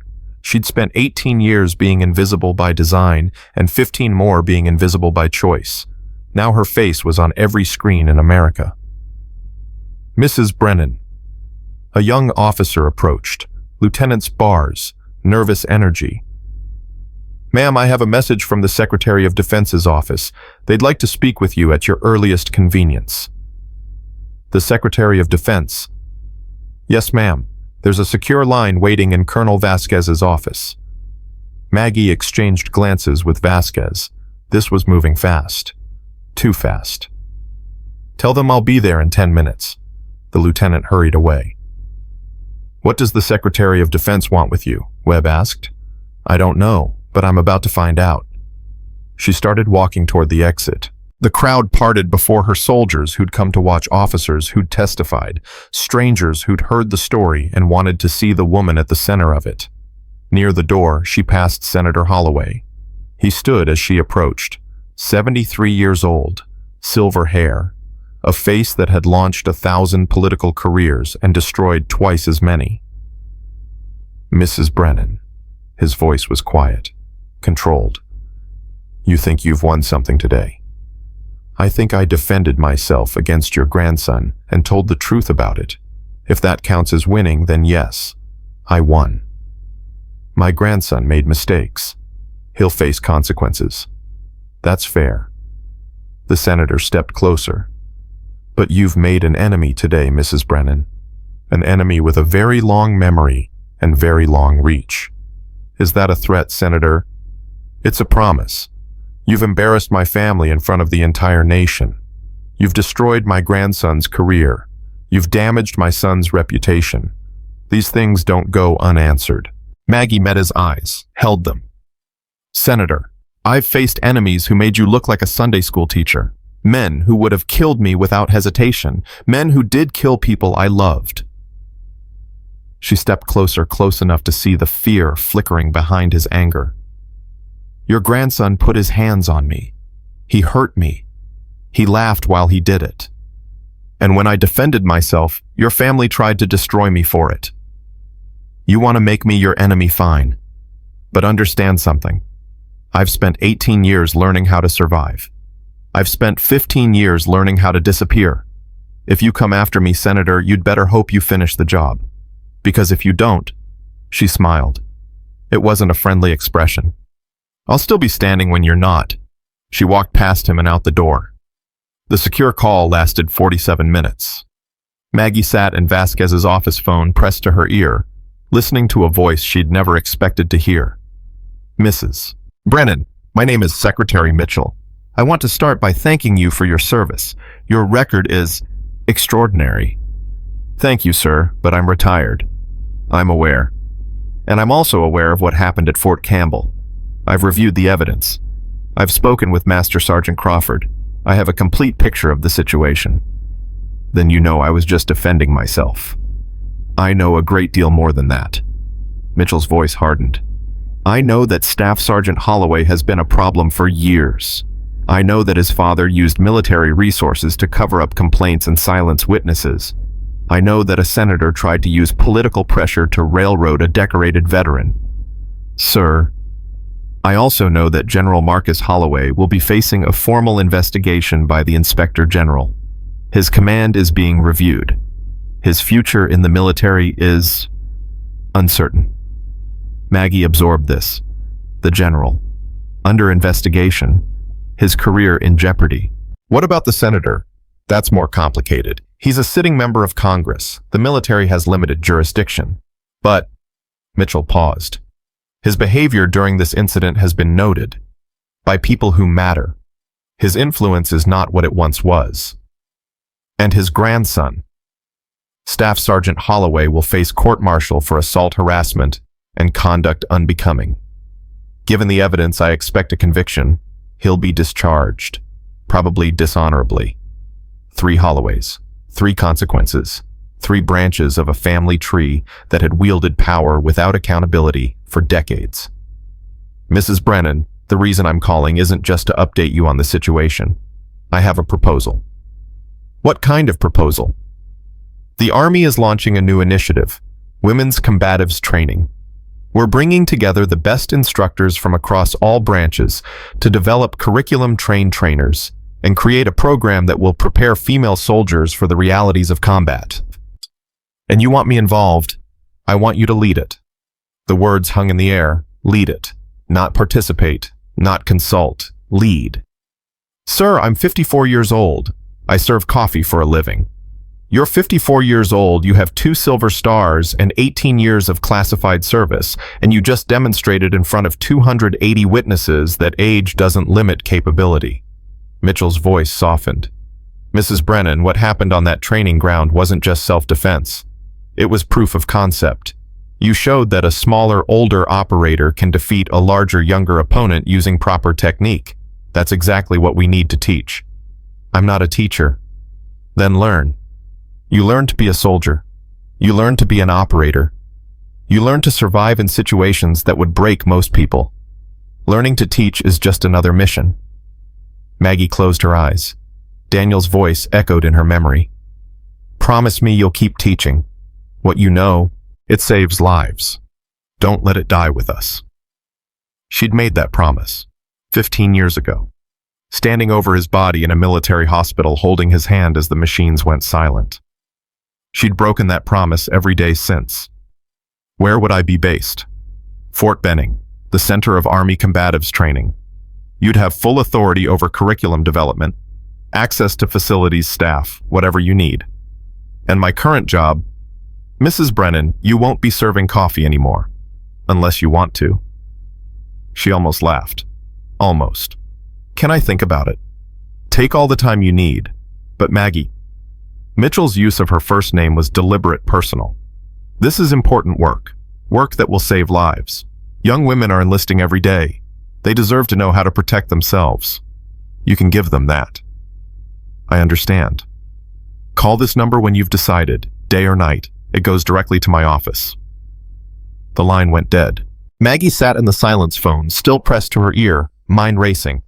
Fort Benning, teaching. Passing on everything she'd learned from Crawford, from Daniel, from 18 years of survival. Could she do it? After 15 years of hiding, after everything she'd lost. The door opened. Vasquez entered, followed by Webb. Well? Vasquez asked. The Secretary of Defense just offered me a job. What kind of job? Leading the Army's new Women's Combatives Training Initiative. Webb's jaw dropped. You're serious? As serious as a shattered arm. Vasquez sat down heavily. That's a major position. National scope. Direct Pentagon oversight. I know. What did you tell him? I told him I'd think about it. And what are you thinking? Maggie looked at her hands. The same hands that had served breakfast to soldiers. The same hands that had shattered Trent Holloway's arm. The same hands that had held Daniel as he died. I'm thinking about promises. About the ones I've kept and the ones I've broken.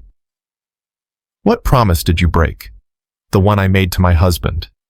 The night before his last deployment. He knew. Her voice cracked. He knew I'd try to disappear if something happened to him. He made me promise I wouldn't. That I'd keep teaching. Keep sharing what I knew. And you didn't. I hid. For 15 years. I served coffee and cleaned tables and pretended to be invisible because it hurt too much to be anything else. Vasquez reached out and took her hand. Maggie, you were grieving. You lost your husband. Nobody could blame you for wanting to disappear. I blame me. Maggie pulled her hand back. Daniel knew what I could do, what I could teach, and I threw it all away because I was too broken to keep going. You weren't broken. You were healing. Was I? Maggie stood, walked to the window. Or was I just hiding from who I really am? The question hung in the air. Maybe both, Webb said quietly. Maybe healing looks like hiding sometimes. Maybe it takes 15 years to be ready for what comes next. What comes next? Maggie turned to face them. What comes next is a choice. I can take the secretary's offer, go to Fort Benning, start teaching again. Or I can go back to my apartment, back to my coffee cart, back to being invisible. What do you want to do? I want... She stopped. What did she want? After 15 years of not wanting anything except to be left alone. I want to matter again. I want what I know to mean something. I want—" Her voice broke. "I want Daniel to be proud of me." Vasquez stood. "Then take the job. Honor your promise. Be the woman your husband believed you could be. And if I fail, then you fail trying. That's better than succeeding at hiding." The words hit Maggie like a physical blow. Succeeding at hiding. That's exactly what she'd been doing. Succeeding brilliantly at being nothing. Okay. I'll take the job. I'll go to Fort Benning. I'll teach." Vasquez smiled. It was the first real smile Maggie had seen from her. "Good. Now let's go tell the Secretary of Defense." The next 2 weeks passed in a blur. Maggie was officially cleared of all charges. The Inspector General launched investigations into both General Holloway and his son. The news coverage continued, transforming her from anonymous cafeteria worker to national figure. She hated every minute of it. Reporters camped outside her apartment. Interview requests flooded her email. Talk shows wanted her story. Book publishers wanted her memoir. She declined everything. "You're missing opportunities," her assigned public affairs officer told her. "This kind of exposure could what make me famous. I don't want to be famous. I want to teach." But no interviews, no book deals, no talk shows. "I spent 18 years being invisible for my country. I can spend a few more being invisible for myself." The officer gave up trying. On day 10, Sergeant Monroe was released from the hospital. His jaw was wired shut. He'd lost 2 teeth. He'd be eating through a straw for months. He showed up at Maggie's apartment anyway. She opened the door to find him standing there, a notepad in his hand, determination in his eyes. "Monroe, you should be resting." He held up the notepad. Written in careful block letters, "I needed to say thank you." "You don't need to thank me. You're the one who got hurt." He wrote again. "I got hurt. Standing up for something that mattered. First time in 23 years I felt like a real soldier." Maggie felt tears prick at her eyes. "You've always been a real soldier, Monroe. You just forgot for a while." He wrote, "So did you." She laughed. It was the first time she'd laughed since the hearing. "Yeah, I guess I did." Monroe handed her a small box. She opened it to find his combat infantryman badge, the most sacred symbol of ground combat service. "I can't take this." He wrote, "You earned it. Different kind of combat. Same courage." "Monroe." He shook his head, pointed at the badge, pointed at her, then saluted a crisp, perfect salute that spoke louder than any words he couldn't say. Maggie returned it. He walked away, leaving her standing in her doorway holding a badge she'd never asked for and didn't deserve. Or maybe she did. Maybe courage came in different forms. Maybe combat happened everywhere, not just on battlefields. Maybe she'd been fighting all along without realizing it. On day 14, the orders came through. Reassignment, Margaret A. Brennan. Civilian Consultant, GS-15, Fort Benning, Georgia. Women's Combatives Training Initiative. Report date, July 1st, 2024. She read the paperwork 3 times before it felt real. Fort Benning, the heart of Army combat training, where she'd learned so much of what she knew. Where Daniel had proposed to her 26 years ago under a Georgia sunset that painted the sky like fire. She was going home. The goodbye ceremony at Fort Campbell was small but meaningful. Vasquez organized it. Just a few people, Webb Santos Crawford, a handful of soldiers who'd testified or supported her during the hearing. They gathered at the same training ground where everything had started. Echo 9, the packed earth still bore a faint stain where Holloway's blood had pooled. "I'm not good at speeches," Maggie said.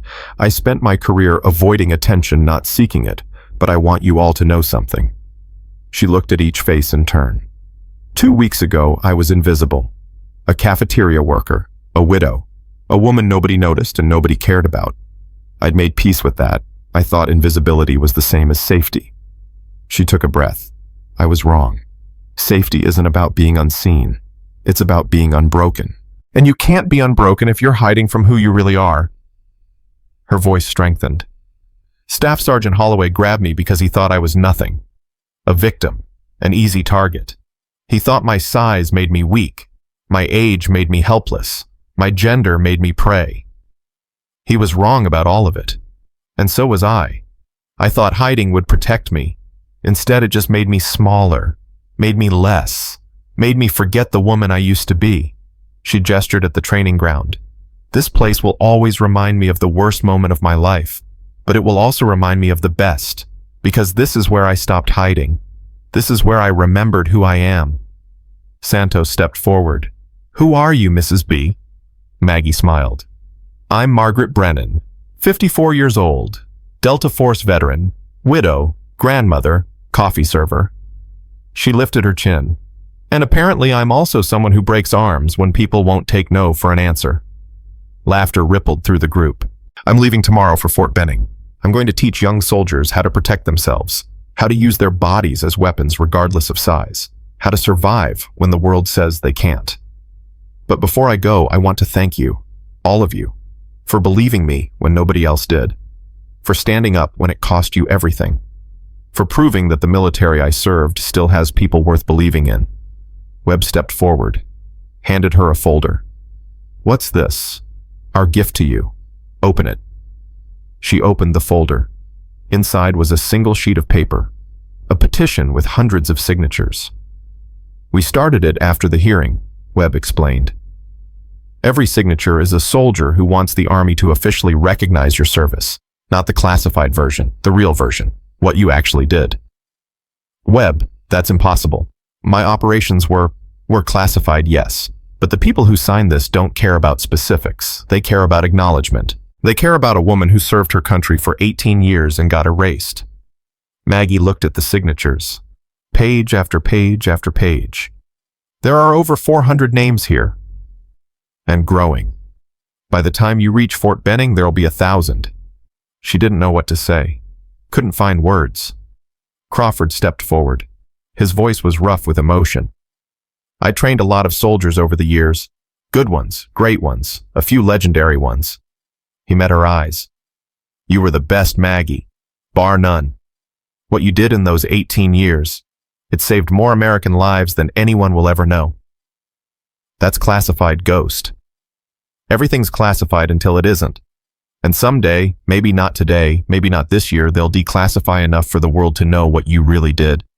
He placed his hand on her shoulder. Until then, I know. Your brothers and sisters in arms know, and that's enough. Is it?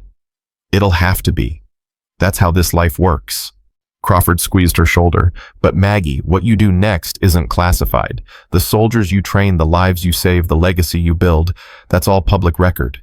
Make it count. She nodded. Couldn't speak past the lump in her throat.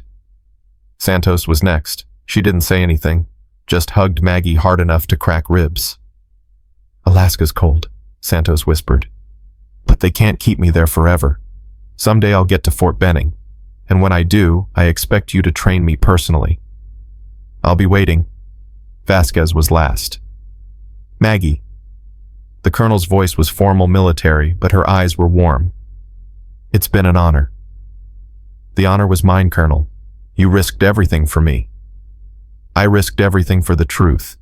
You just happened to be at the center of it. Vasquez extended her hand. Give them hell at Fort Benning. Maggie shook it. Count on it. She looked around at the group one final time. These people, strangers 2 weeks ago, had become family. They'd fought for her, bled for her, believed in her when she'd forgotten how to believe in herself. Thank you, she said. All of you, for everything. Then she walked off the training ground, leaving behind the place where she'd been reborn. That night, alone in her apartment, Maggie packed. It didn't take long. After 15 years of invisible living, she didn't own much. A few clothes, some books. Daniel's photograph still in its frame on the nightstand. She held the photograph for a long time. I'm going to Fort Benning, she told him. Back where we started. Remember that sunset? You were so nervous. Kept dropping things. I thought you were having a stroke. She laughed softly. I'm going to teach Daniel. Like you wanted. Like I promised.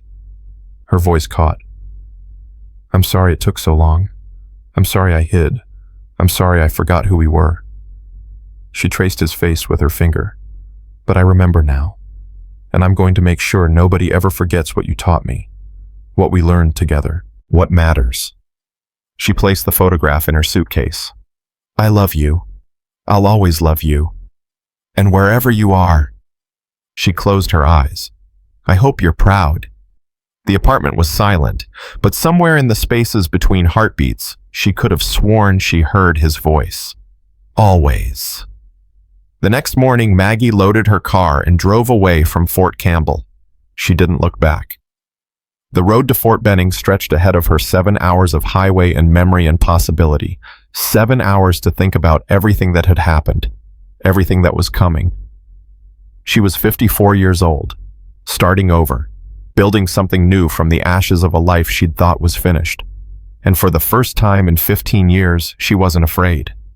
She was ready. Her phone buzzed, a text from Webb. Turn on the news, Channel 7. She pulled over, found the station on her phone. The anchor's voice filled the car. Breaking news from Fort Campbell. General Marcus Holloway has been relieved of command pending investigation into abuse of authority and obstruction of justice. His son, Staff Sergeant Trent Holloway, has been formally charged with assault and conduct unbecoming.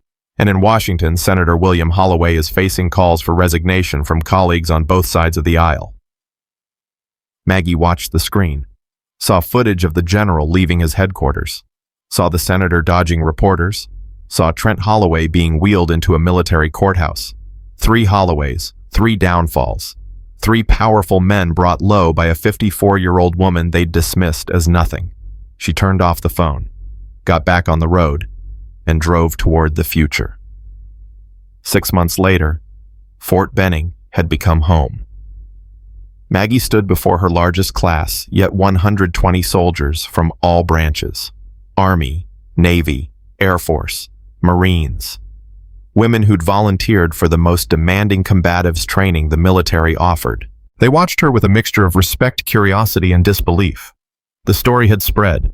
Everyone knew who she was. The cafeteria lady who'd shattered a sergeant's arm, the grandmother who'd taken down 3 generations of Holloways, the legend who'd been hiding in plain sight for 15 years. My name is Margaret Brennan, she began. Most of you have heard stories about me, some true, some exaggerated, some complete fiction. A few soldiers exchanged glances. Here's what's true. I'm 54 years old. I have arthritis in my left knee. My eyesight requires reading glasses. I'm a grandmother of 3 who video calls her grandchildren every Sunday because they live in California, and I can't afford to visit as often as I'd like. She paused. I also spent 18 years in Delta Force. I've killed men with my bare hands in 6 countries. And 6 months ago, I broke a combat instructor's arm because he wouldn't let go of me when I said stop. Complete silence. The technique I used, the Kimura lock, was taught to me by a man named William Crawford in 1991. He's 78 now and still teaching. Before him, it was passed down through generations of warriors who understood something most people never learn. She walked among them slowly. Physics doesn't care about your age. It doesn't care about your size. It doesn't care if you're scared or tired or outnumbered. Physics cares about leverage, about angles, about technique. Master those and you can protect yourself against anyone. A hand went up. Young soldier. Couldn't be more than 19. Ma'am, what if the technique doesn't work? What if you do everything right and it still fails? Maggie stopped walking. What's your name, Private? Harper, ma'am. Private First Class Sarah Harper. Harper, good question. Maggie faced the class. Techniques fail. Training fails. Everything fails sometimes. The question isn't whether you'll face failure. The question is what you do next. What did you do, ma'am, when things failed? Maggie was quiet for a moment. I lost my husband in 2008, IED in Iraq. He was a captain. We'd been married 13 years. Her voice stayed steady.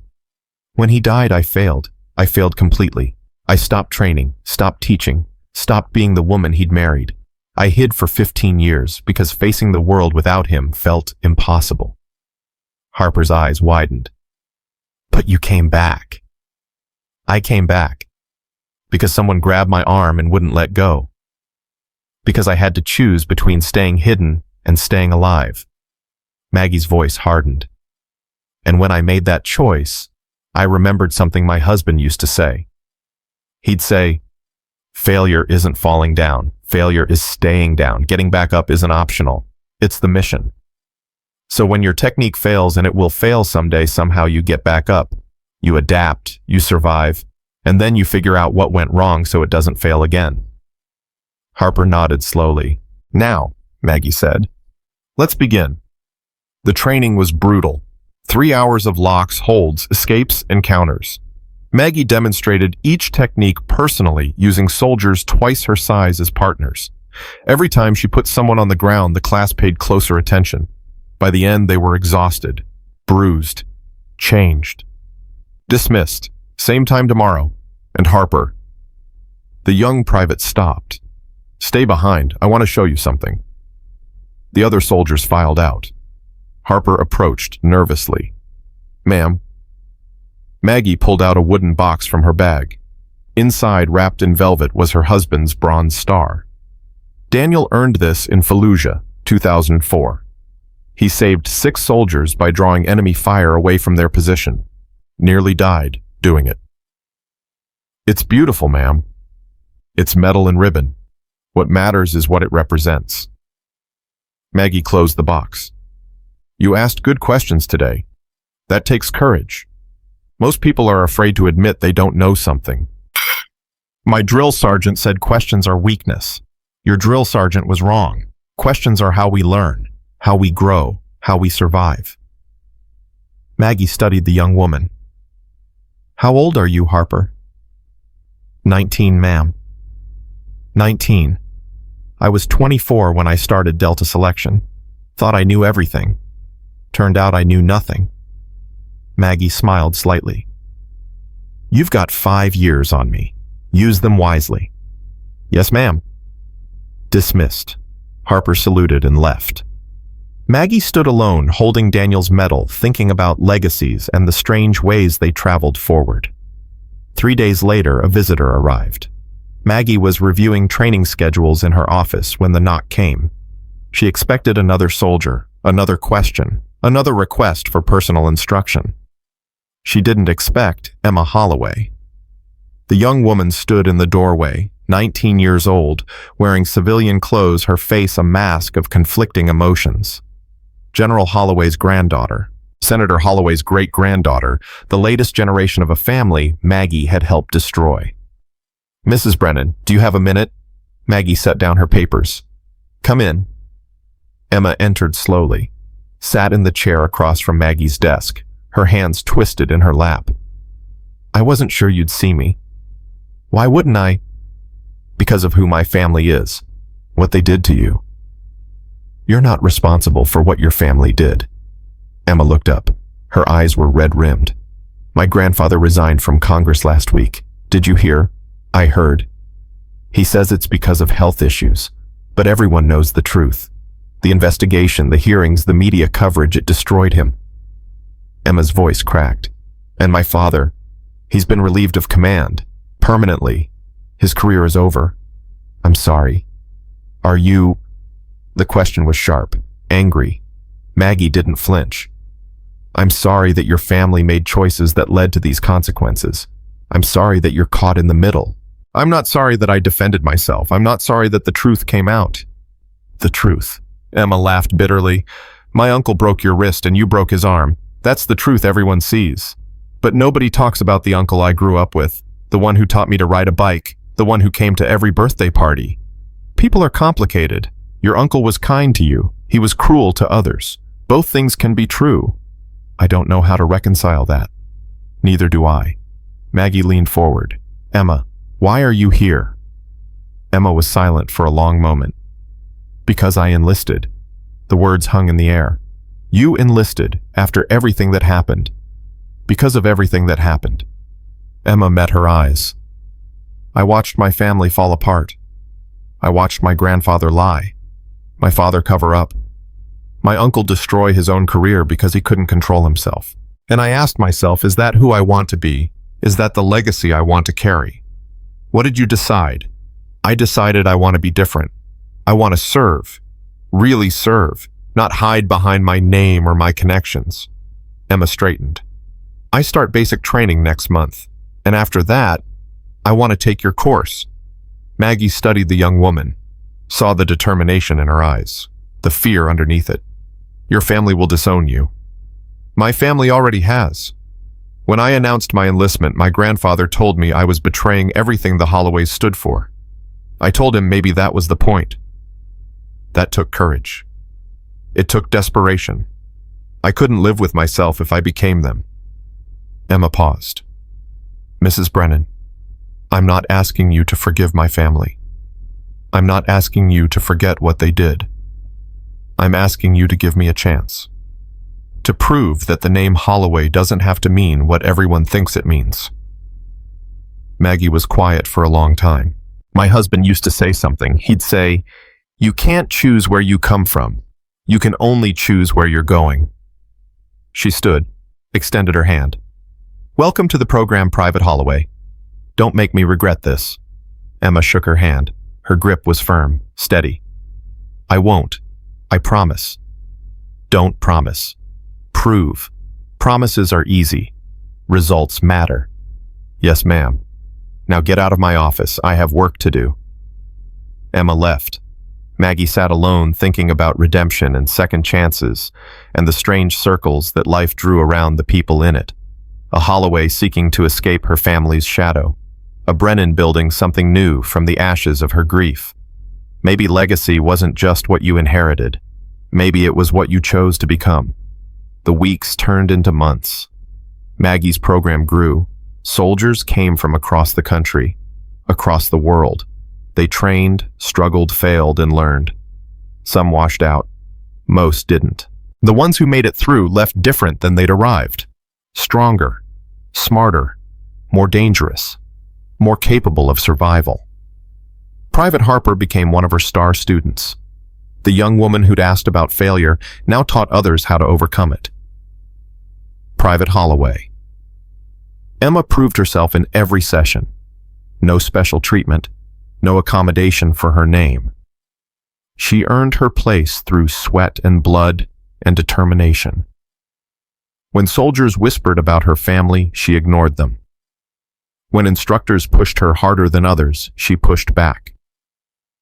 When someone finally asked why a Holloway would take a class taught by the woman who'd destroyed her family, she had one answer. Because Mrs. Brennan is the best, and I want to learn from the best. The whispers stopped after that. Spring came to Fort Benning. Maggie was walking toward the training facility when she saw a familiar figure waiting at the entrance. Maria Santos, no longer in uniform, civilian clothes, a smile that hadn't dimmed since the day they'd met. Mrs. B. Santos, I thought you were in Alaska. I was. Finished my enlistment last week. Honorable discharge, no thanks to General Holloway's last attempt at revenge. Santos fell into step beside her. So I figured, where else would I go? You came to Fort Benning. I came to see you, and to ask a question.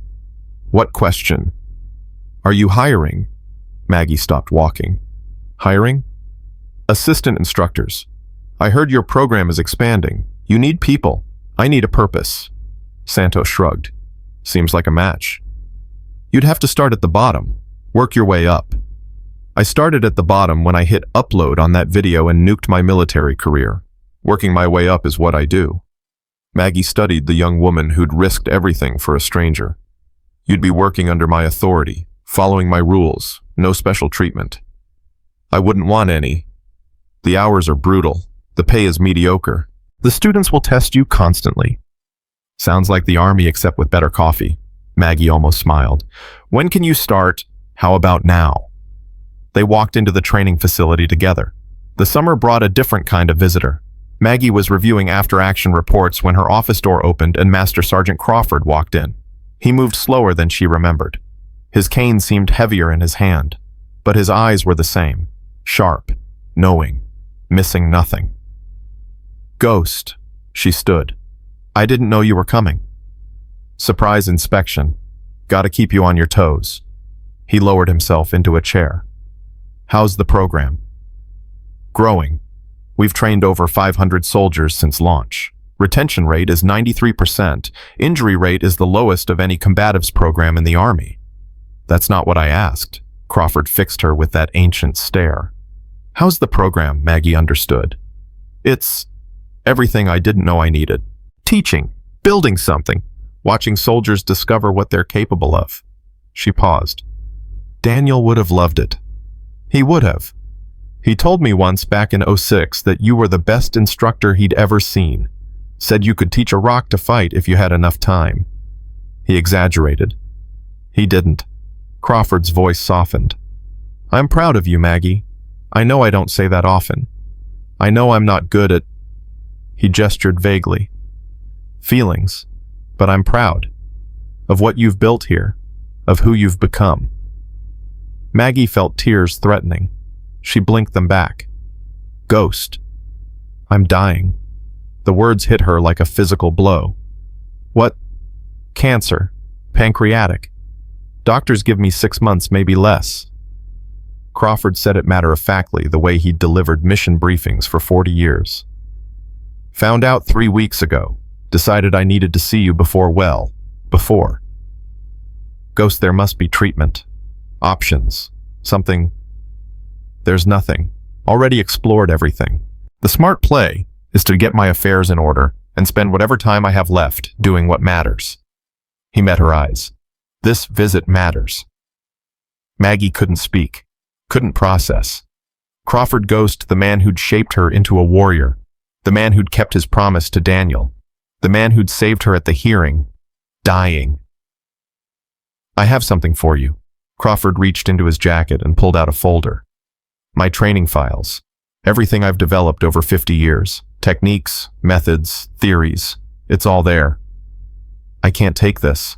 You're the only one who can. He placed the folder on her desk. I don't have kids. Never married.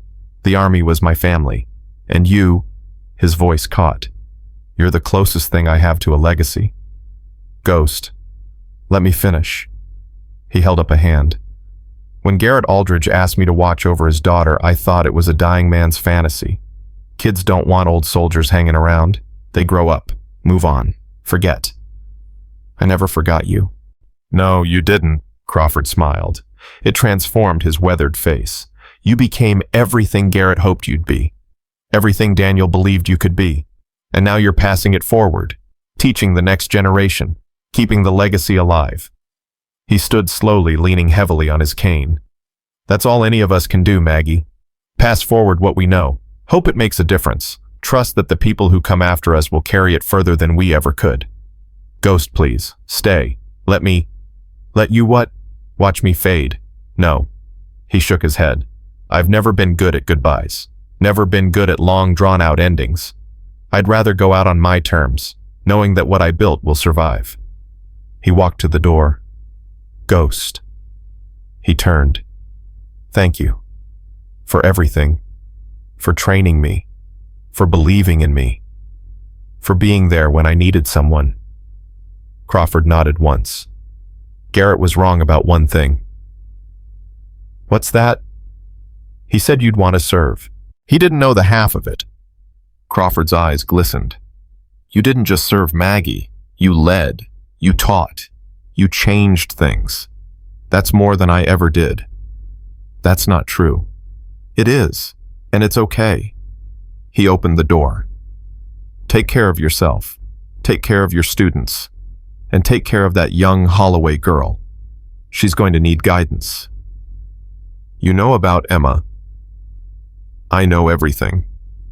He smiled one last time. That's what ghosts do. He walked out. Maggie never saw him again. 3 months later, Master Sergeant William Crawford passed away in his sleep at Walter Reed Medical Center. His memorial service drew over 1,000 veterans from every branch of service. Maggie delivered the eulogy. She spoke about legacy, about teaching, about a man who'd spent 50 years shaping warriors and asking nothing in return. She didn't cry until she was alone. Then she cried for hours. The fall brought closure. Trent Holloway's court-martial concluded with a conviction on all charges. Dishonored discharge, 5 years in military prison. His career was over, his reputation destroyed. General Marcus Holloway, was formally censured by the Army, stripped of his third star, forced into retirement. His name would never appear on another command list.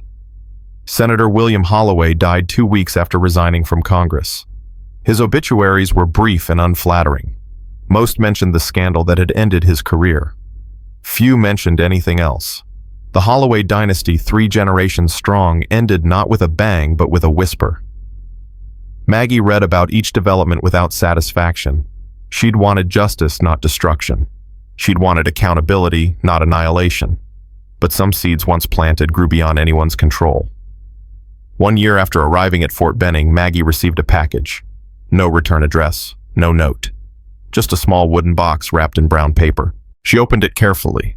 Inside was a brass plaque engraved with words she recognized immediately. The Brennan Doctrine. Size is a lie civilians believe. Physics is the truth warriors use.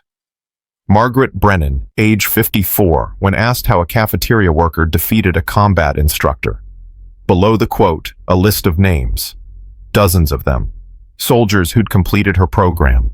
Soldiers who'd taken what she taught and carried it forward. At the bottom, a single line. You saved us. Now we save others. The legacy continues. Maggie traced the names with her finger. Harper, Santos, Holloway, Washington, Chen, Patel, Rodriguez. Names she knew. Faces she remembered. Lives she'd touched. She hung the plaque on her office wall next to Daniel's photograph and Crawford's training files. Legacy, she thought. Not what you leave behind, what you send forward. On a crisp Georgia morning, 1 year to the day after the incident at Fort Campbell, Maggie stood before her graduating class. 200 soldiers, the largest cohort yet, men and women from every background, every branch, every corner of America. They'd trained together, struggled together, become something more than they were. Today you graduate, Maggie said. Today you leave this facility as certified combatives instructors. But that's just a piece of paper. What matters is what you do next. She walked among them. Some of you will deploy overseas. Some will train stateside. Some will leave the military entirely and carry these skills into civilian life. Whatever path you choose, remember this. She stopped walking. What you learned here isn't about fighting. It's about surviving. It's about protecting yourself and the people you love. It's about refusing to be a victim. Her voice strengthened. My father was a soldier. He died believing that size doesn't determine worth. My husband was a soldier. He died believing that technique matters more than strength. My teacher was a soldier. He died believing that legacy is what we pass forward. They're all gone now. But what they taught me isn't gone. It lives in you, in your hands, in your training, in the soldiers you'll teach and the lives you'll save. She faced them directly. That's what legacy means. Not monuments, not medals, not plaques on walls. Legacy is knowledge passed from one generation to the next. Legacy is a 54-year-old woman teaching a 19-year-old soldier that she doesn't have to be afraid. Legacy is standing up when everyone tells you to sit down. Her final words rang across the training ground. You are my legacy now. Go out there and make it count. Dismissed. The class erupted in cheers. Soldiers rushed forward to shake her hand, to thank her, to say goodbye. Maggie accepted each handshake, each embrace, each word of gratitude. Harper was there, eyes bright with pride. Santos was there, already planning next year's curriculum. Emma Holloway was there, wearing her uniform with a dignity her family had never shown. They were all there. Her students, her soldiers, her family. Later, alone in her office, Maggie looked at Daniel's photograph one last time. I kept my promise, she whispered. I finally kept my promise. The photograph didn't answer, but somehow she felt it didn't need to. She was 55 years old, a teacher, a warrior, a survivor, and her legacy, the knowledge she'd carried, the students she'd trained, the lives she'd changed, would echo through every soldier who'd learned from her and every soldier they'd teach in turn. Infinite ripples from a single stone. That was enough. That was everything. Margaret Brennan walked out of her office into the Georgia sunshine, ready for whatever came next. Because she wasn't invisible anymore.